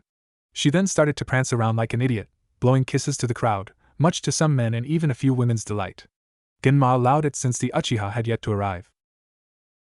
10 minutes later. The noise from the crowd was quite noticeable to everyone present. Hiruzen chuckled. Looks like they enjoyed Naruto and Niji's battle. No, I think they are more interested in the next fight, the Kazekage stated. Hiruzen frowned. Why did everyone shove her to the side so easily? He doubted that Sasuke could put up half that good of a fight. Gaara might be able to excite the crowd like that again, but Sasuke wouldn't. That is the reason everyone is here, to see an Uchiha fight, the Kazekage finished. After a few moments, he looked over to his fellow Kage. Where is the Uchiha? Hiruzen frowned as yet another ninja told him that they had no luck finding either Sasuke or Kakashi. He then heard, for the 3rd time, that Sasuke should be disqualified due to all the problems surrounding the boy. Give him a little more time, the Kazekage suggested. If he doesn't take this seriously, then he is unfit to be a Chunin, the shinobi who had updated Hiruzen on the search progress stated. If we went by the rules from the very beginning, he would have long since been disqualified. Then listen to this. Everyone, civilian, daimyo, kage and shinobi alike are all here to see Uchiha Sasuke's battle. If you don't give him a chance to arrive, how much support would Konoha lose? The Kazekage asked that, and I want to see how my Gaara matches up to the Uchiha. Hiruzen sighed, he was getting too old for this. Fine, 5 more minutes, he ordered into his mic down on the arena floor. Genma nodded and stood there as the crowd glared at him. The entire stadium waited an extra 5 minutes. With no sign of the boy, Genma received the order. Attention! He called to the crowd. As stated by the rules, Uchiha Sasuke has been disqualified due to absence. He ignored the crowd's heckling. We will now move on to the next tier of the exams. Will Aburame, Shino, and Temari of Suna please come down now? The two arrived and silently stared at each other. Semi-final battle 1, begin! Genma shouted as he backed up, remembering Temari's wide attack range from the prelims. Bugs swarmed out of Shino's sleeves as he moved forward. He knew of the girl's power, but if he could get some on her directly, he could win. Just in case, he directed a few swarms to circle around to catch the girl from behind. Nice try, Temari praised, then swung her fan down hard, but it's not enough. A furious wind blew around her, tossing Shino's bugs everywhere but at her. I didn't know she could produce the winds all around her person, Shino thought. I can't get at her in any way now. His head turned slightly to Genma. Examiner-san, I have no way of defeating her at this time. I forfeit. Genma huffed out as he felt a bit of pride in the boy. To know when to call it quits was a sign of a Chunin. Looks like Shikamaru, Naruto, and Shino would get a vote from him. Winner, Temari! The blonde girl was disappointed, but at least she still had some chakra left to fight. She turned and rushed up the stairs, wanting to save her strength and see her brother trounce that stupid redhead. Next match, Uzumaki Naruto K. and Gaara of the Sand, come down here! Genma shouted. Gaara appeared in a swirl of sand and Naruto jumped down. Semi-final match 2, begin! Genma declared as he hopped out of range. Mother doesn't want you, Gaara muttered. Your mother can stuff it! Naruto shouted back, it's just you and me here, so no crying to mommy. Gaara didn't say anything as sand flowed out of his gourd like water. Without warning, he grabbed his head and started shaking. He isn't here. No, I'll give you some blood.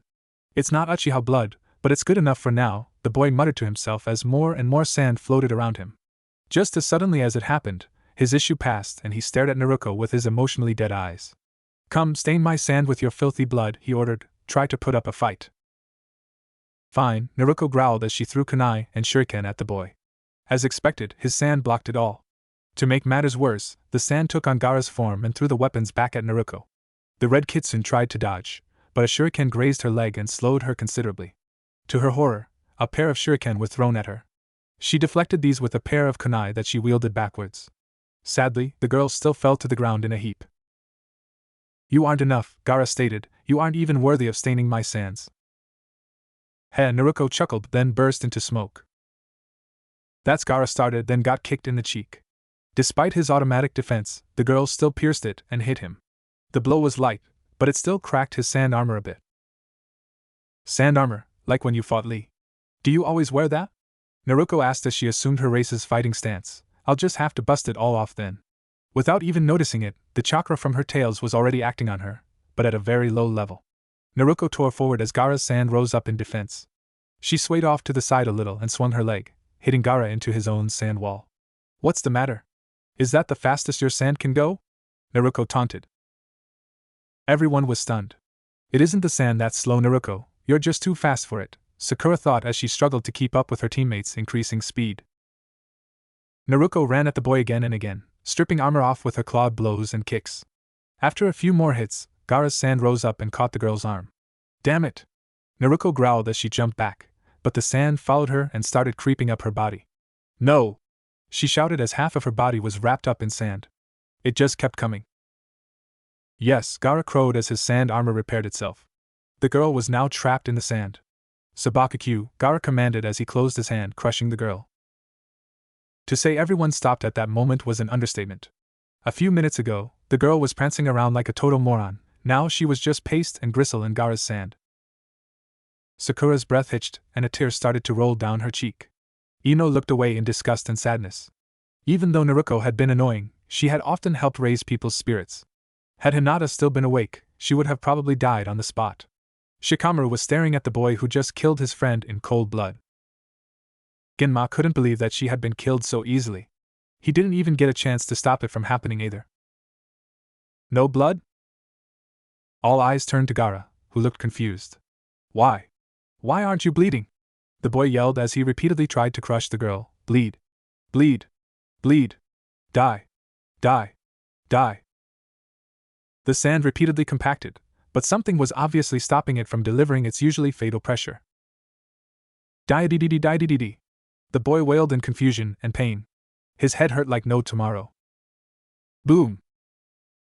Without warning, the sand coffin was consumed in a furious blast. Genma barely got out of the way of a smoking piece of debris that nearly took a chunk out of his neck. What the black glass? The crowd felt a heavy charge of chakra fill the entire arena. The shinobi who had been around at the time recognized the rough, uneven texture of the Kyuubi's chakra, but this was different. Whereas the chakra from 13 years ago was vile to the point that it made civilians sick, this chakra felt serene, sad. It commanded everyone's attention, much like a monarch standing before a crowd. The area she had been imprisoned had the smoke cleared away with a sweeping wind. Standing in the center of the crater was Naruto, but she was different. Thick, flaming chakra was coming from her wrists, looking like dull red fur cuffs of some sort, while the rest of the chakra was thin and looked like fire and zero gravity. There was a healthy glow to her skin and her hair shone like it was fire as it flowed with the chakra that lifted it. All in all, many would later call her striking later. Only one person would ever vocally describe her properly. A beautiful, fiery goddess, Lee muttered in amazement.